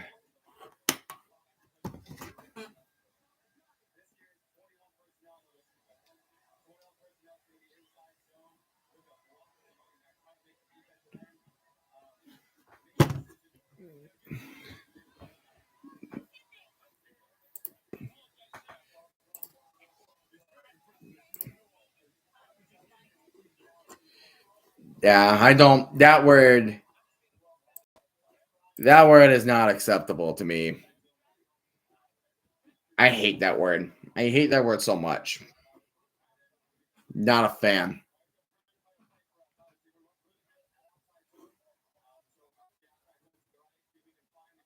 But I don't think you don't need that anymore.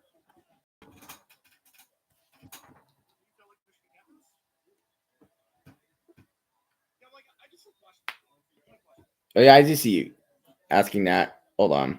Let me go back.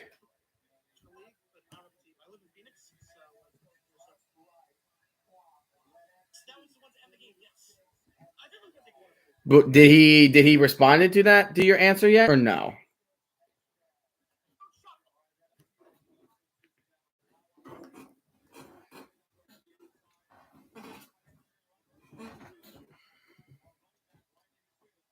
Second and 9. Second down 9. Here come Mond, and he's gonna throw what he was tackled. Incomplete, intended for Sean Corbin. Yeah, man, I hate the R word. It's just a nasty word. Nasty word.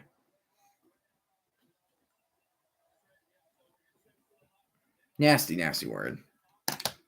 I know people have different views on it, but I put him gone for like 10 minutes, but I put him in timeout for like 10 minutes, you know.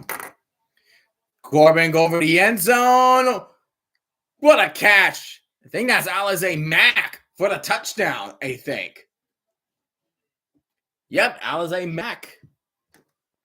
We have a 1-possession game now. 5-point game. Battlehawks are favored by 7. Yeah, Battlehawks are favored by 7. And the total is 40.5. So anybody that is doing an betting over, odds could be in your favor. He's in a naughty. He's in the naughty corner. Hey, dude. I think the Braves are gonna lose, but dude, you can't deny Ronald Acuna Jr. making his debut tonight and hitting a home run of on his first pitch in 362 days. You can deny it. That was epic. Yep, they just ended the game. Braves just lost 2-1. Still got that Ronald Acuna hit. That was amazing. That will always be amazing. It's like, yes, we lost. I get it. But I'm happy we won. But I'm happy. Oh, they're saying no catch. No. Incomplete. We got to go back. Do you know what I'm known for in Juggernaut 9 streams? Are you known for making like making insane bets of NFL/college games? Is that what you do for? Yep, you kind of figured that. San Antonio is going to do a 30-yard field goal attempt since the catch by Alize Mack is considered incomplete. They're going to try to do a 30-yard field goal to make it one possession. And that kick is in. It is good. Oh, hang on again. And we got a flag on the play. Oh. They're going to say offsides, but I would just rather decline that penalty if I'm San Antonio. Yeah, Padres beat the Braves. Dang, nabbit. Yeah, I would just decline that penalty. Just take the points. See, you tune in enough to know that. And also, like, when did we first meet? I think we first interacted with each other was Pitt Toledo. And then you jumped into my streams from time to time, and I think I don't really know you deeply, but I know like that is definitely the thing that you were definitely known for. I'm pretty sure it was Pitt Toledo. It definitely wasn't. I don't think I recognized you when he raided for Sam Houston and not Tulsa, FIU. I don't think you were there for that. What he was doing, UTEP and Louisiana Tech.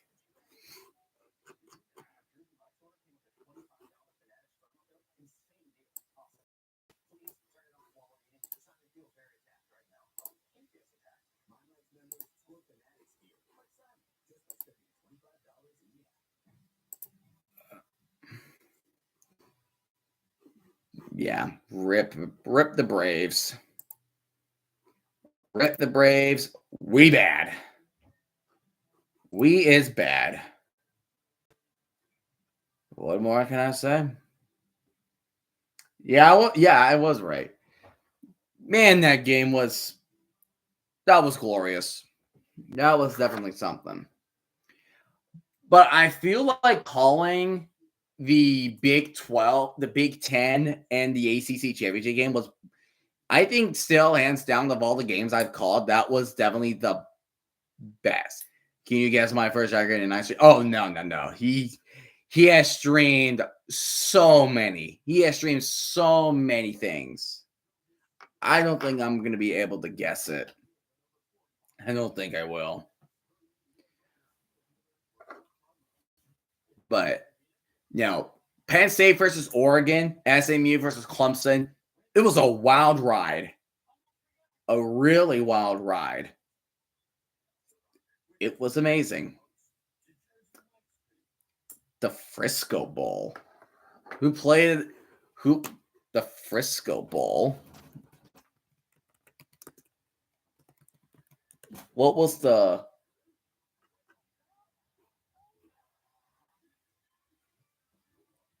Memphis? Memphis and West Virginia.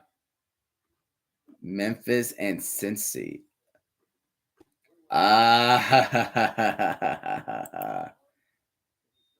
Yeah, West Virginia. I haven't really checked on how are the Cardinals doing. 27, 23, definitely better than my team, but hey, you're on track. You're definitely close with the Cubs. You're close with the Cubs. That's a good news. That's right. He had a gigantic win. Yeah, the third. I forgot he had a big win streak. That was amazing. Oh, we have a quarterback exchange of the Battlehawks. This is Brandon Silvers.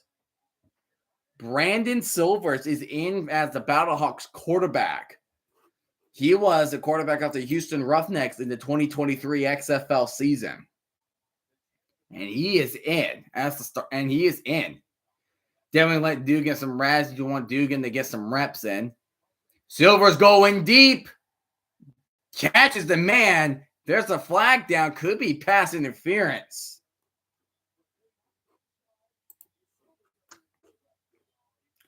And then there's the Rockies.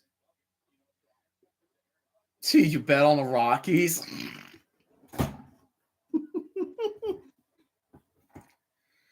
The Rockies are so bad. They are so They're like Jagger 9 told me you're stupid. Oh my gosh, they're tied. They are tied with the Yankees. Wait a minute. Can I get that game? I want to see if I can get that game. Another first down for the Battlehawks. I want to see if I can find the game. That means I can find something to go back and forth of whatever we're in a commercial break. What are they? They're Root Sports, right? They're usually Root Sports.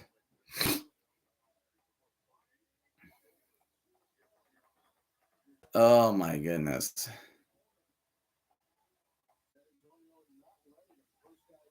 Not much gain there.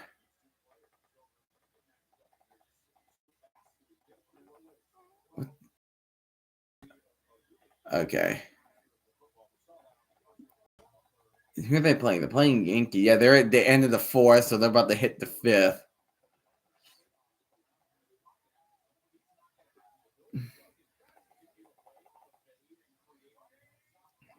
Five into 15. Dude, that would be nice.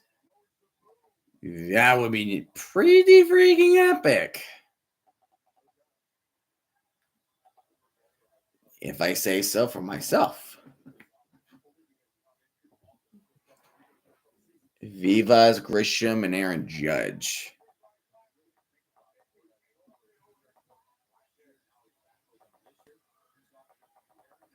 I'm not sure if I am.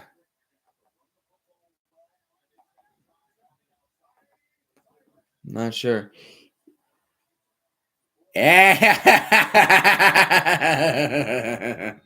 You got mad at you for betting 15K on the G-Words to beat the Colts. I had him apologize to me for weeks. That's like crying. You were crying. You were crying because you had all that money. You were crying tears of joy because you had that money.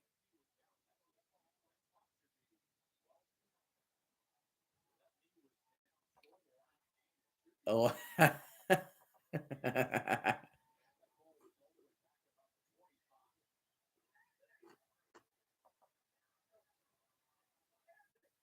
Uh-oh.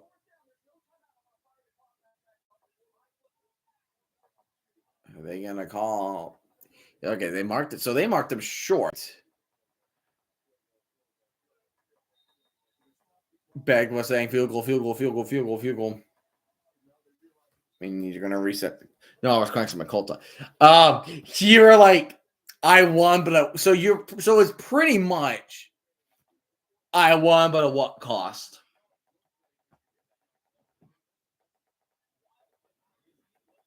That's that in a nutshell. That's that for in the nutshell.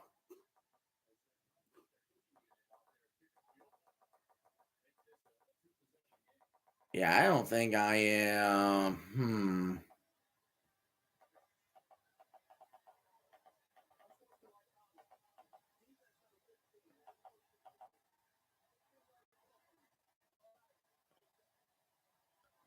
And Brahmas coming out of left field and committed an unsportsmanlike conduct. I won the Derby for third time in a row. It was a rain. It was definitely it was a rainy day. It was a rainy day. I'm going first and goal from the 10.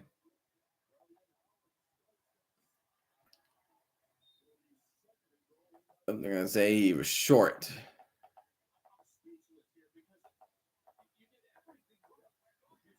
Horse racing when I'm good at picking.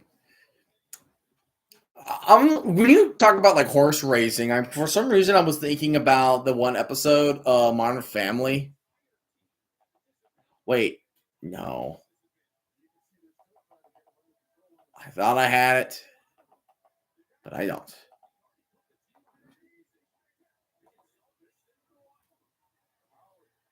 Howard gets nowhere.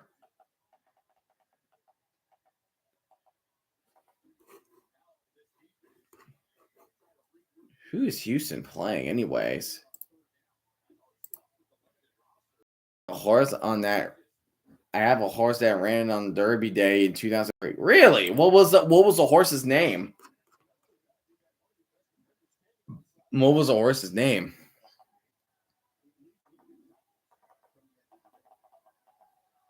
Third and goal coming in.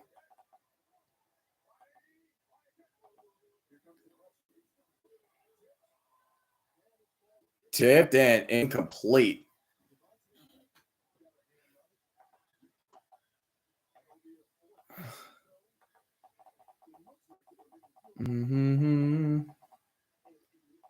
Desert Warrior, kick-ass name. No, that is a no, dude. That's a kick-ass name.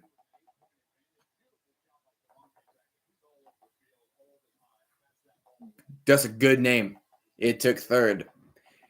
Hey, but at least, well, Lazy didn't finish last. Field goal is up and good for the Battlehawks. So we're back to an 11-point game in St. Louis on the Pat Day Mile, not the Derby. Hey, third place is still good. To be honest, I prefer bronze over nothing any day now. For any day.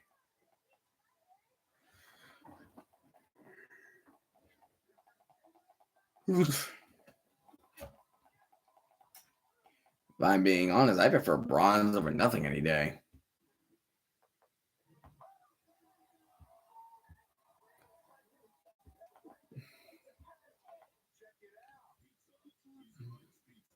Why are them and athletics? I keep forgetting. Secret Titus Grave. Hold on, let me look that up. Secret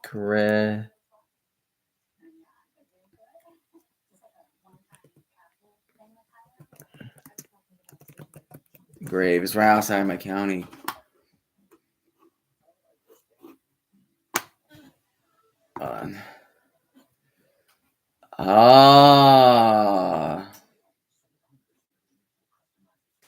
Secretariat. Also known as Big Red, he was one of the most prolific thoroughbred race horses of all time. The 1973 Triple Crown winner smashed the Belmont by a record 31 lengths. This shining chestnut colt became a folk hero plastered on magazine covers, was voted one of the top athletes of the century by ESPN, and has a critically acclaimed Disney movie about his life. Really? What Disney movie would that be? It ain't Spirit, because Spirit, I think that's DreamWorks.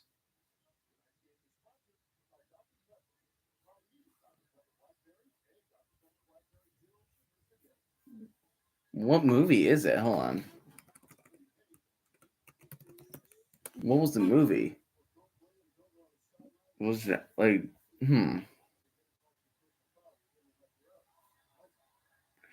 Oh, it's just called Secretariat. Okay, so that is a movie. Okay.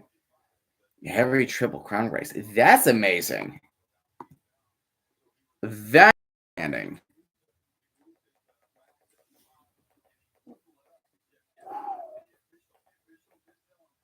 Impressive. Very, very, very impressive. I can I cannot find. Looks like I can't find the Yankees and Rockies. I would like to just go back and forth between them and the Rockies.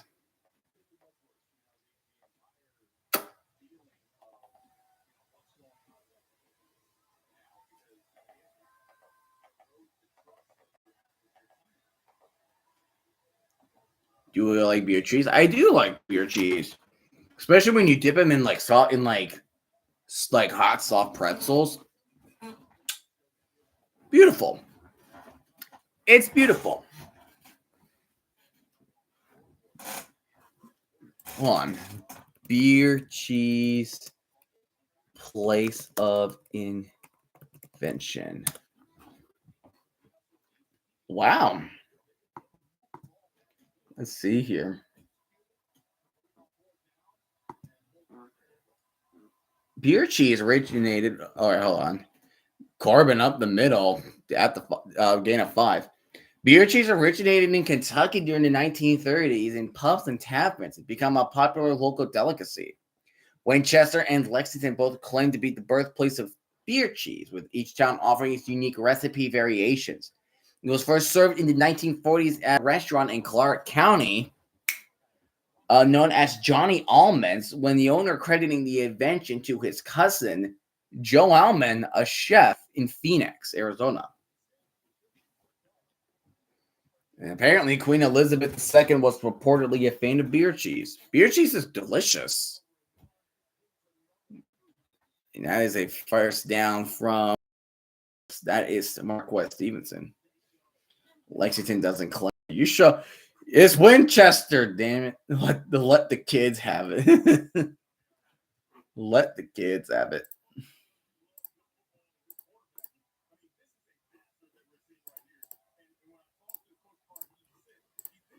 How are we doing in the NBA world? Fourth quarter, 86-83 Pacers over the Knicks.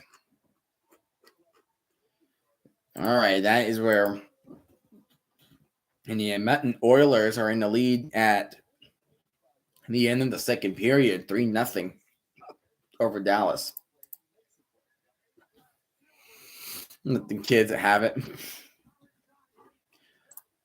Somebody else that thinks otherwise, they're saying, yeah, screw them kids.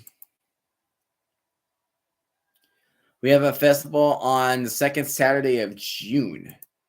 So if my math is right, so that means, oh my gosh, an interception was dropped. It was dropped by Jones.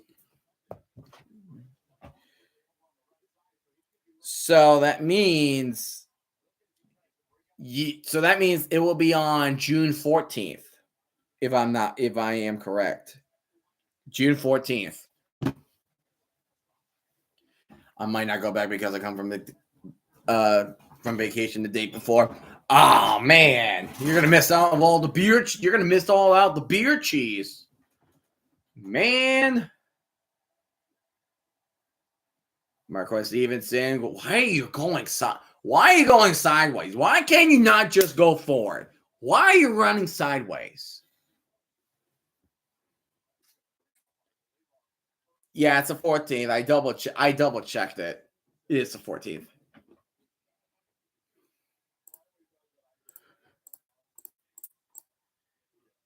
Ah.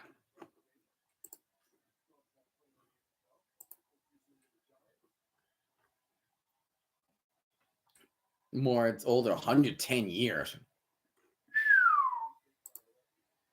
That's a long time. That's a long time. The Minnesota Lynx beat Sun.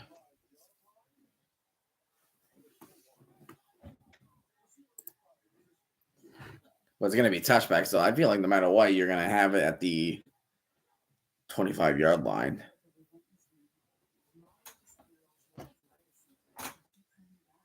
Oh, I forgot to change the freaking possession. Still, it's Brahmas. It's Battlehawks now, but it was Brahmas the entire time.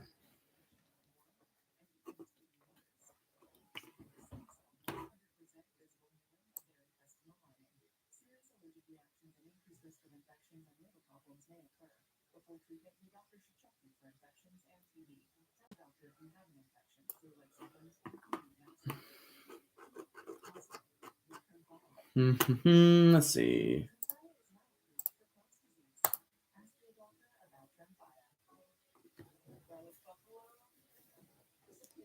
(24-13).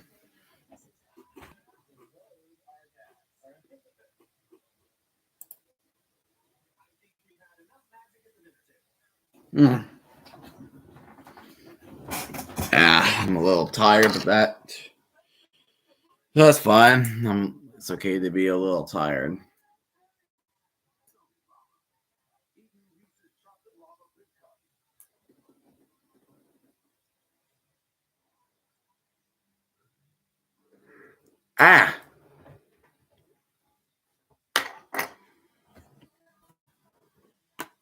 But Battlehawks in the playoffs, Defenders in the playoffs, Stallions in the playoffs, Panthers in the playoffs. I'm looking forward to a good playoff and hopefully a much better UFL championship. I'm just hoping it is a lot freaking better than what it was. Oh, Dairy Queen with their sauce and tossed chicken strips. That does look good. Oh, the Indy 500 on Sunday. Sunday.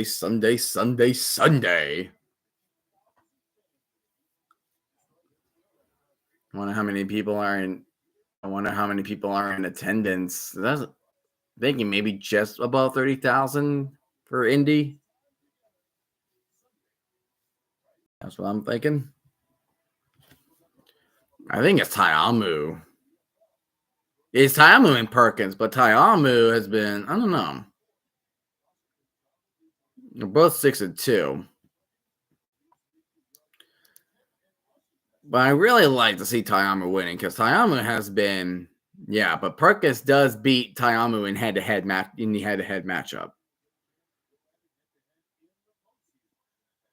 We just had to wait for the last season to find out because Perkins hasn't played last week and he's not going to play this week coming up against the Stallions. Maybe just to let him rest. That's what I'm thinking. Maybe he'll get some reps in, but that'll be it. Brandon Silver is throwing it to Jarvian Edwards. Jarvian Howard, and that's going to be close to a first down. I didn't know Texas team from to make the postseason. Well, Houston had a bad start with Anthony Brown, and they had Jalen McClendon, and it went 3-3. But also they choked that 19-point lead against the Stallions, so there was that. The Brahmas are the worst team, nothing said, and then the Renegades just can't close out a close game for their lifetime. Yeah, the Stallions were just better. Never can have the Stallions. Running up the middle, Jarvian Howard, and pushing. He gets to the 46. And then the Memphis Showboats. Just the Memphis Showboats. I don't even know how in the world they beat their freaking Stallions in week 4. Not week 4, week 5. That blows my mind how that happened. How does that blow your mind? How did Easy make the playoffs? Defense being great and Tyamu just being good. Like that throw from Brandon Silva to Ja'Cory Pearson. That was good. Woo! Derek Roberson, Andre Mintz, Joe Wallace, DeAndre Baker. Good pieces on the defense. Talk about the offense. Deion Jackson, Jordan Tyamu in the MVP race, Chris Rowland. Then you have Cornell Powell in the absence of Ty Scott, who broke his arm. Bradley Moore. Should have played on week 1 instead of taking a week off of mercy for you. Bro, you still thinking that? Ooh, this is a different running back this time. That is number 25. Who is that? Who is you? That is Kevon Latulis. Kevon Latulis. Good to see him getting a carry. We might do one more play before we reach to the fourth quarter.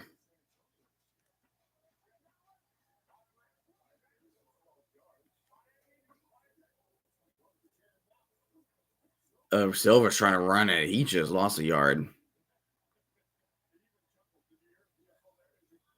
That ain't good. And yep, it looks like we are going to the fourth. 11. Yep, it's 11-point contest between the Battlehawks and the Brahmas.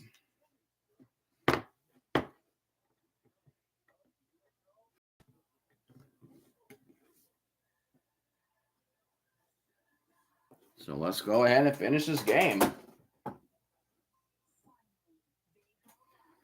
Let's go ahead and finish this game. Your food's here. Ooh. Is your food with the beer cheese?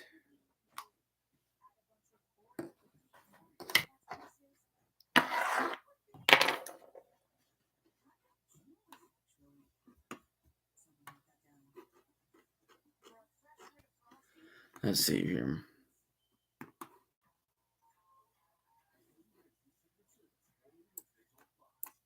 When does Gordon Ramsay not have it? When does Gordon Ramsay not have a show he's working on? What is he working on? Hell's Kitchen, Kitchen Nightmares, Next Level Death. He had his Food Wars, like this Food Stars. Oh, and now he has Secret Service. How many shows does that man have? Am I crazy or what? And like, as a matter of fact, how are you even keeping up with these shows? How is he even keeping up with what show he needs to do? That blows my mind.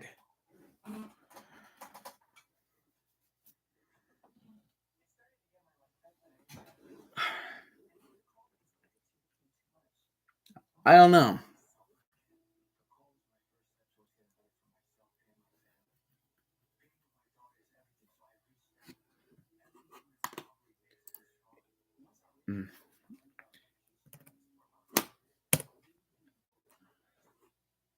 How are we doing game 2? 5-point lead of the Pacers, 94-89.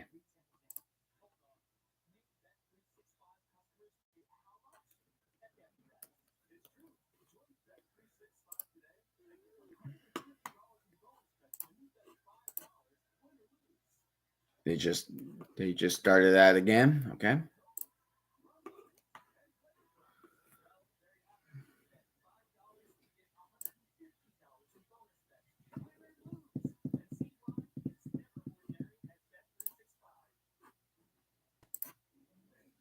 Let's see. I feel like if the Brahmas lose, they might as well win the tank bowl.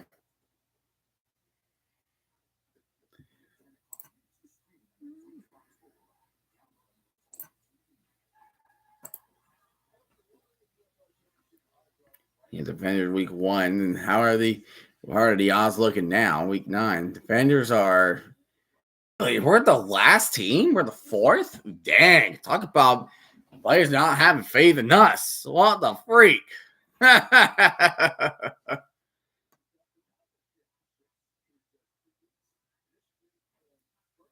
Oh my gosh.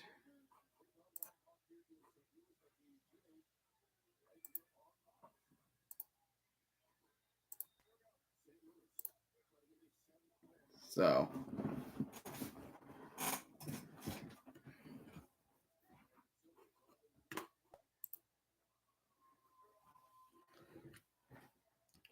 we have second and 24. Or second and 11. Going deep. He's just open. Just open. Who was covering Butler? And that right there puts us the over, and that will puts the total on over. It was 40 and a half. Now we're sticking at 43.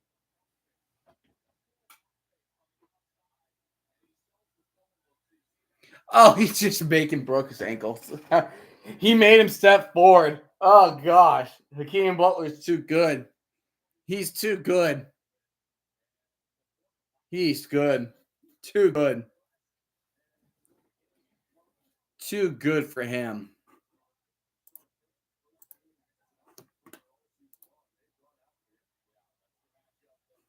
He is too good for him.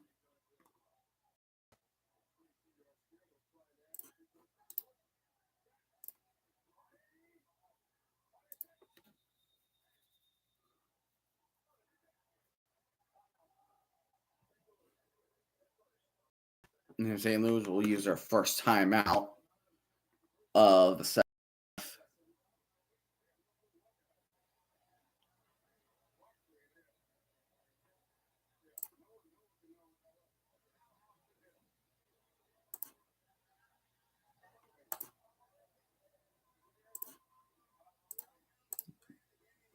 All right.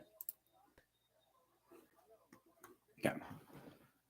But that was just a beautiful dot. Yeah, 40 and a half. They're over.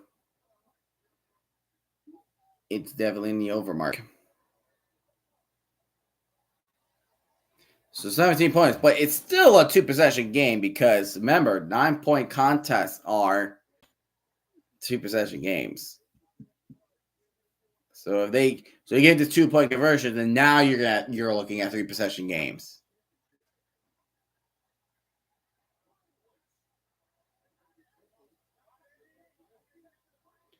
Silvers, he's still going for the end zone. Looks like they're saying he's short. I thought he was on the goal line. I thought he was on the goal line. What?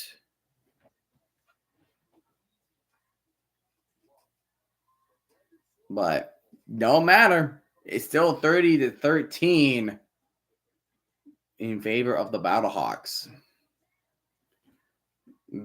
Battlehawks are just playing like there's no tomorrow.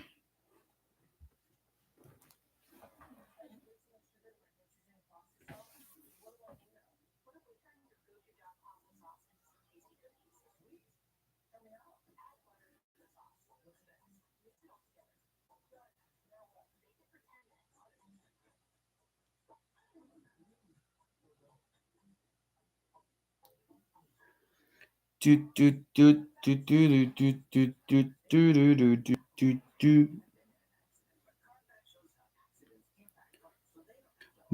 bum bum bum bum bum.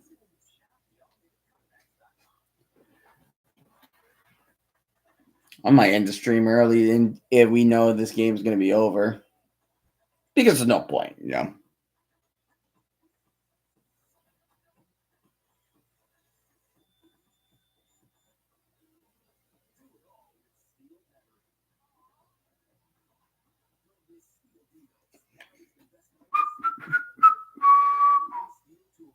Let's see.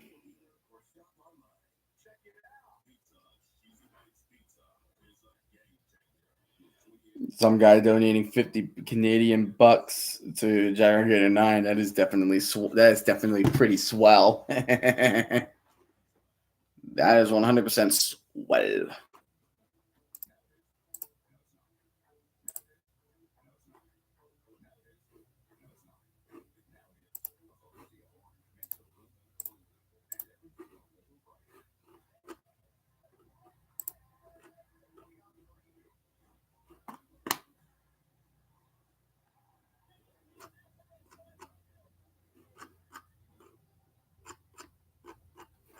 Mm-hmm. Yeah, why not? Yeah, play us a long time. Yeah, why not? I mean, the ball hit the plane. So that's what I figured. I was like, I for real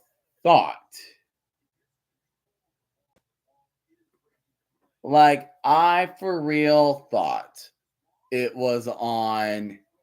I thought it broke the plane.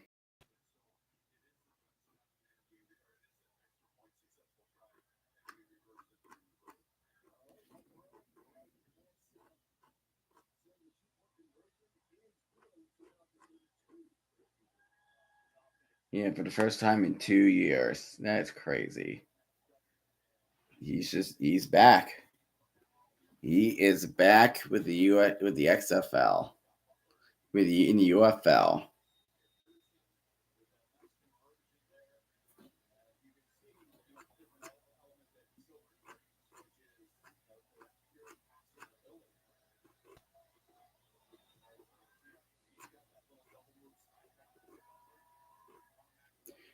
San Antonio with a return.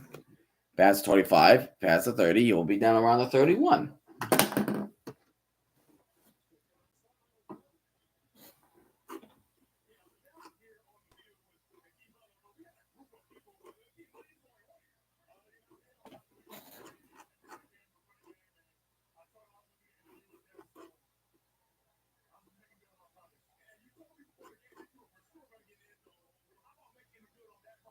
Oh wow. So the Panthers are in their last home game, they're doing a Jake Bait bobblehead night. That is amazing.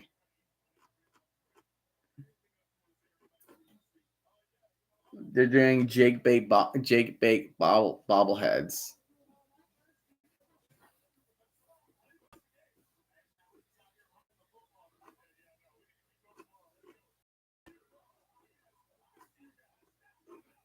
Mm.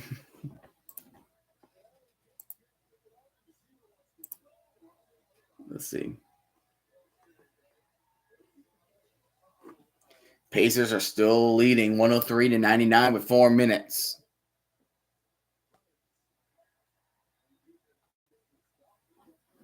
And there is the stop, 32-13, about a minute left.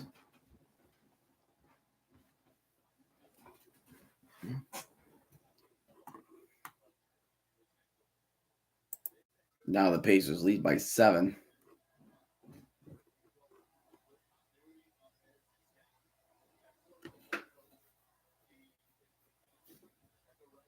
I'm having the NBA game on the side, like just looking at the overview. Oh, missed. Damn. Killamine throwing it past the sticks. Greg Ward had it in his hands and he dropped it once again. Rip in peace. Rip in pepperonis. Come on, man. Pacers extending that lead.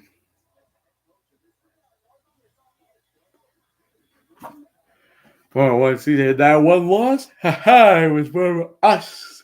And now the Brahmas are punting away. Jakor Peterson will take it, and he will be stepping out of bounds at the 21-yard line.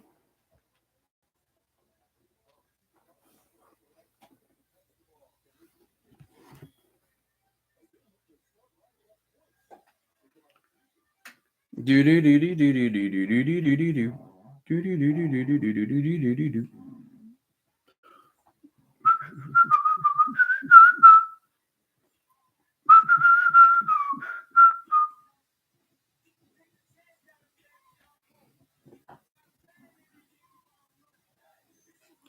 Money.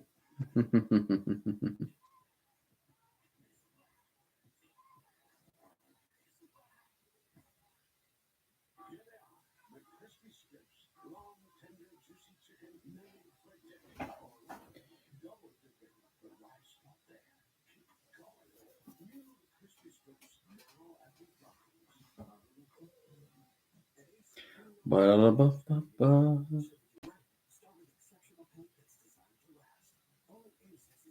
Ba-da-ba-da-ba-ba. Catchy tunes.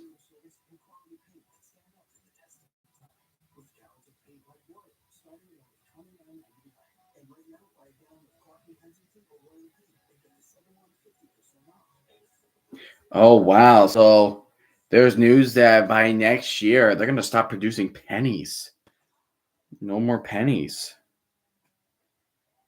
That's unbelievable. That is crazy.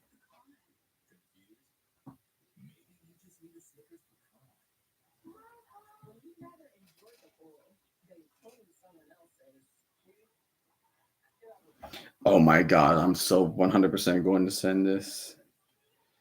I'm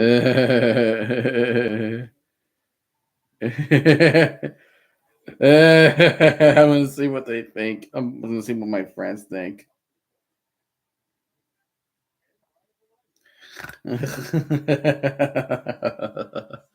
Oh, that's gonna be freaking golden.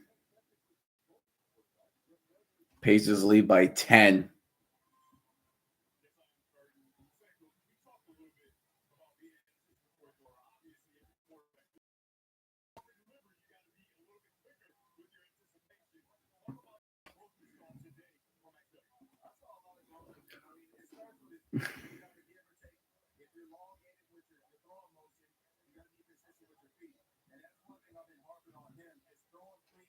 Are they gonna bring Dugan back out there? Why is he wearing a helmet? I thought they benched him for silvers.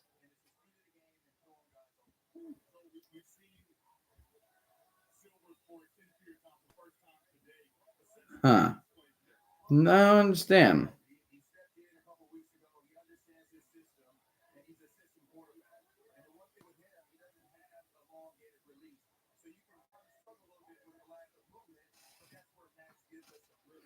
Holy crap, going deep.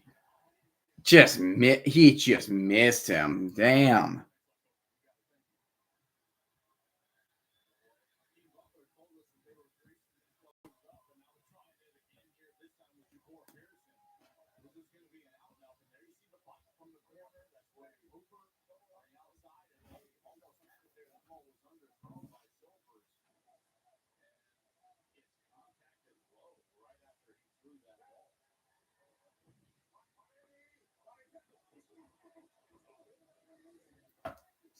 Oh, there's a good run. There's definitely a good run.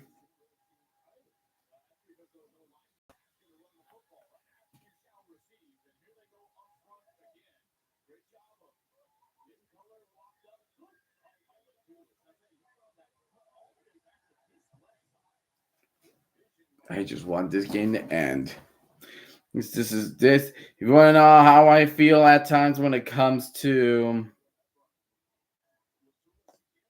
You want to know how I feel at times when it comes to blowouts? This is how I feel. Bored.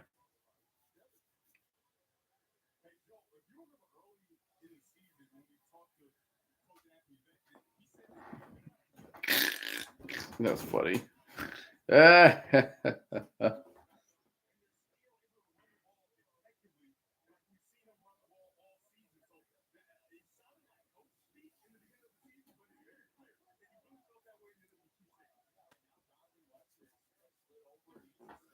Second to five. No sacks allowed. 125 rushing yards for the Battlehawks. There's another first down again. He gets it to 50.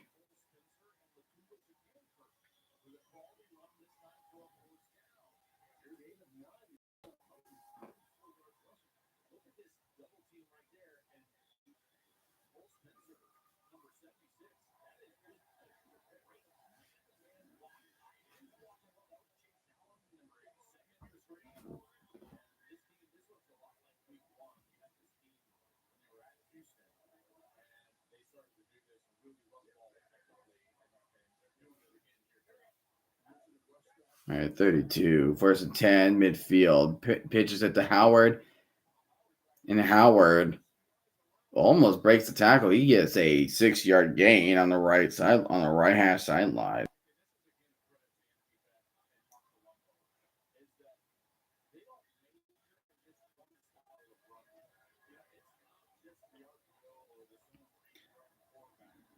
Second down, 5.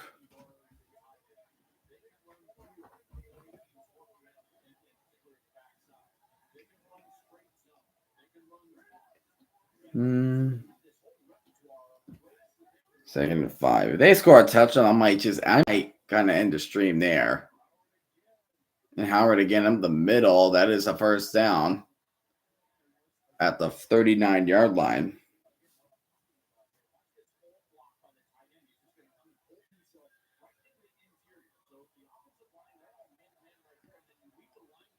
This is just it's all a picture of a sign of a Wendy's drive-through speaker, and it says we all quit, closed. I'm find that, but I find that hilarious.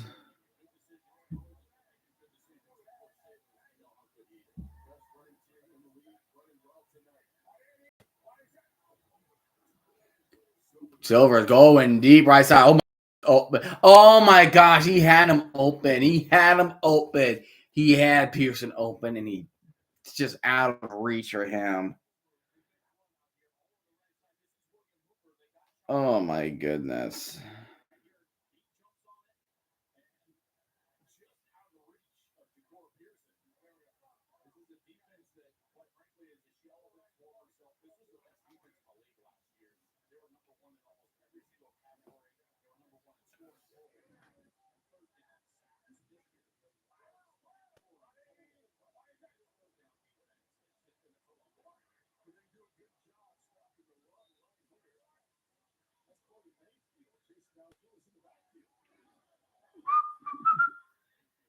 Third down.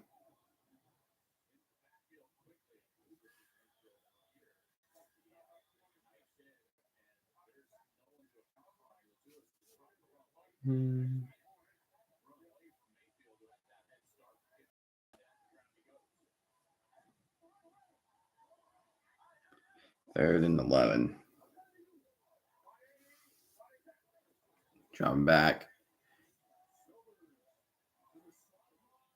Oh gosh, the tackling. Oh, and fumbled. And San Antonio does recover. There you go.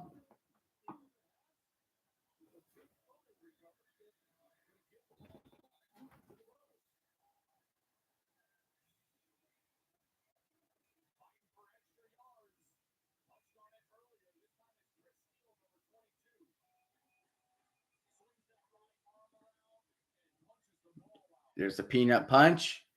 Bam, peanut punch. There you go.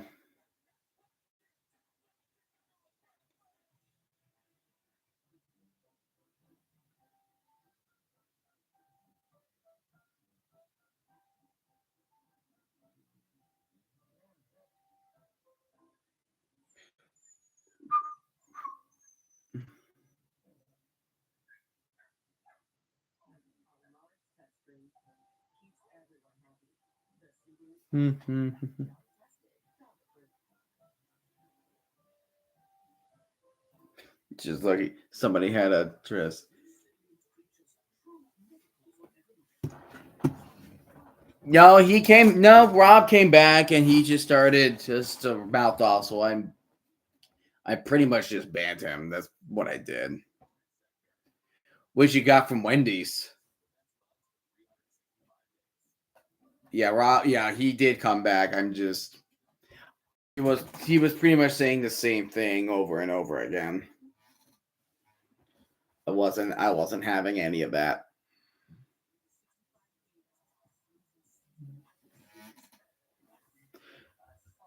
I wasn't having any of that.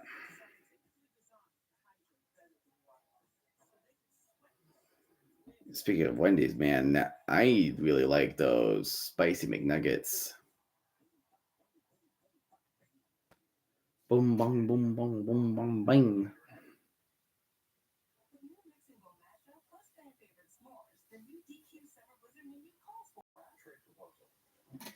Biggie Bag Junior, Baconator, small fry, 4-piece nuggets, and a medium drink. That does sound groovy. That does sound gravy right there to me. That is delicious. I will say that for sure. Hey, Red Black. Need I say more? And they're talking about the upcoming schedule. I will do both Renegades versus the Showboats and Panthers versus Stallions. I'm going to do both Saturday games. That is the schedule for tomorrow.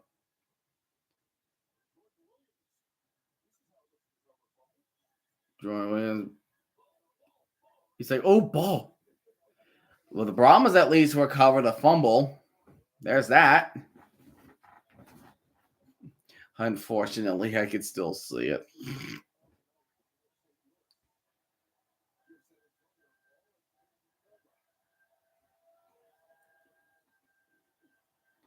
And here's Corbin. He gets to get pretty much just tumbled over.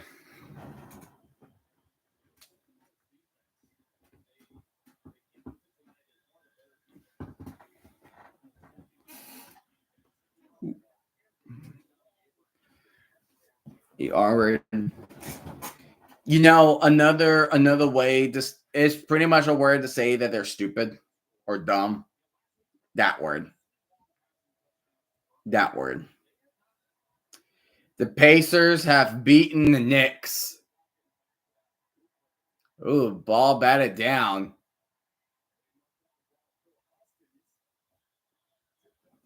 I say that ball was tipped. Yeah, Pacers will lead the series. Oh my gosh, the Knicks are gonna freaking the Pacers are gonna run all over the Knicks. I can. The thing, I can, but the issue is that I can. It's just the issue is that people are gonna still find ways to curse on stream. They're gonna find creative ways to do it. Dude, that was Kirkland. He had it in his hands and he just flat out drop it. With how Rob was doing it, there was no way I can do that. If we go from beating the Celtics to crap at the bed, are you kidding?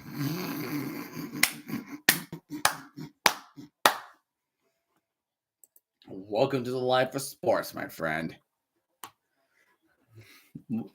Where there is no predictability of what's going to happen. I will not mind. No, I would like to see the Pacers win. They have not won a title. And fourth down will not convert. Battlehawks will get the ball back. Do it for Ursay. Do it for the state of Indiana.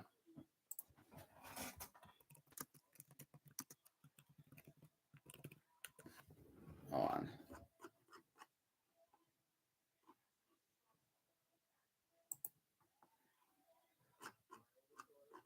Hold on.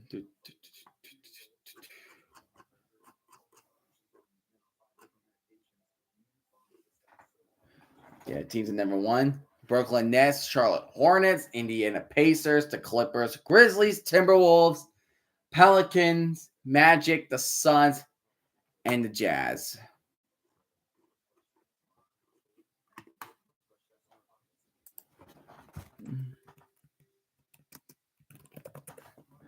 Has the Pacers... Hold on, I'm trying to figure out something.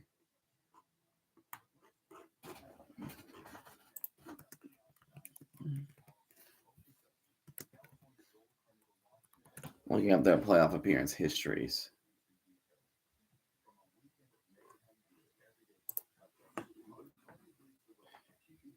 Trade number 1 pick. All right, let's see.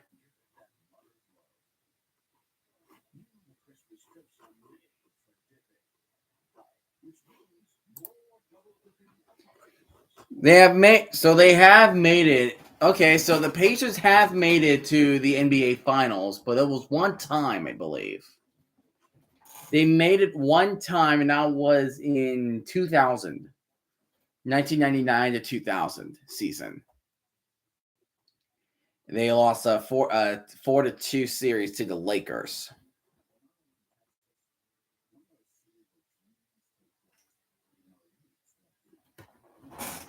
So,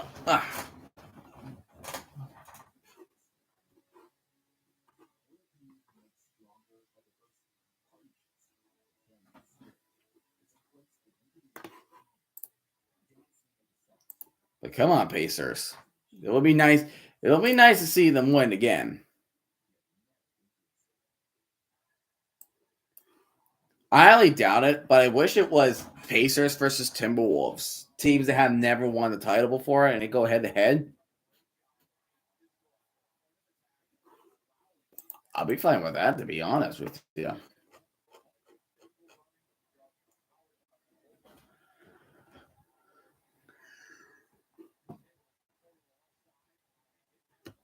Well, there we go. Oh, the New Jersey Nets. Sorry, the Seattle Supersonics it became the Thunder.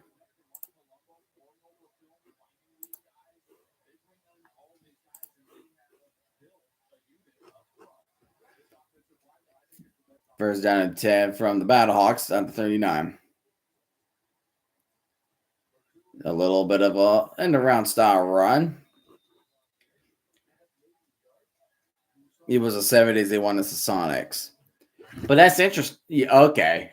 So by technicality, the Thunder has never won a title.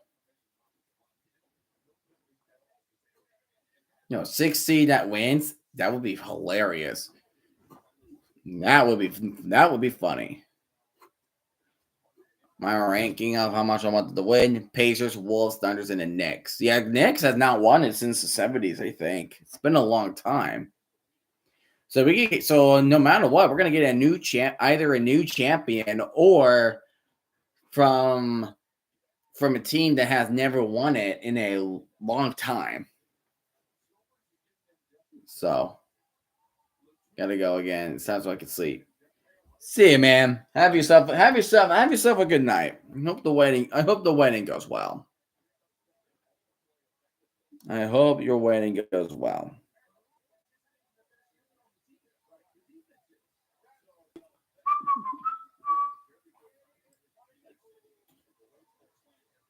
Oh, look at Lake Jackson. Oh my goodness. Knicks won it when they were the Knicks, and that's why they're the last night as tasted already, even though it was a long time ago. Yeah, it was his cousin. He's attending his cousin's wedding. That was before you joined. Yeah, it was before you joined. So that's that.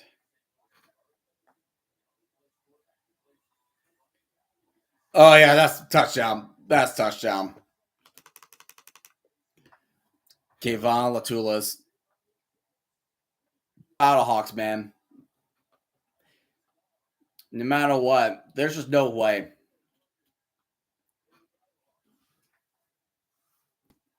Let me tell you, man, the Brahmas just quit. They just straight up quit.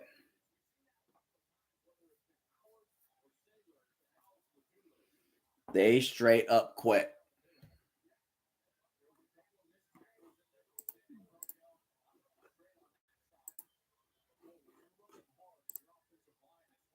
Straight up quit.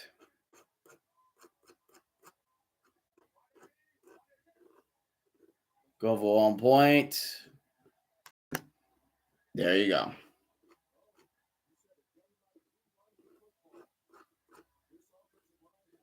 There you go. 39-13. Do I know about the little brown bear lore on Jagged Ships? I do not.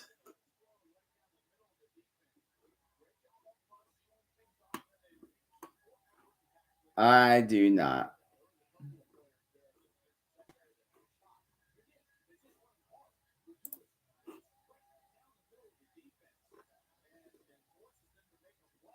Yeah, I do know what OT is. OT is like when people donate money to him, he starts to extend the stream, and then whenever the clock goes down to 0, that is when he stops. When the clock's hit triple zeros.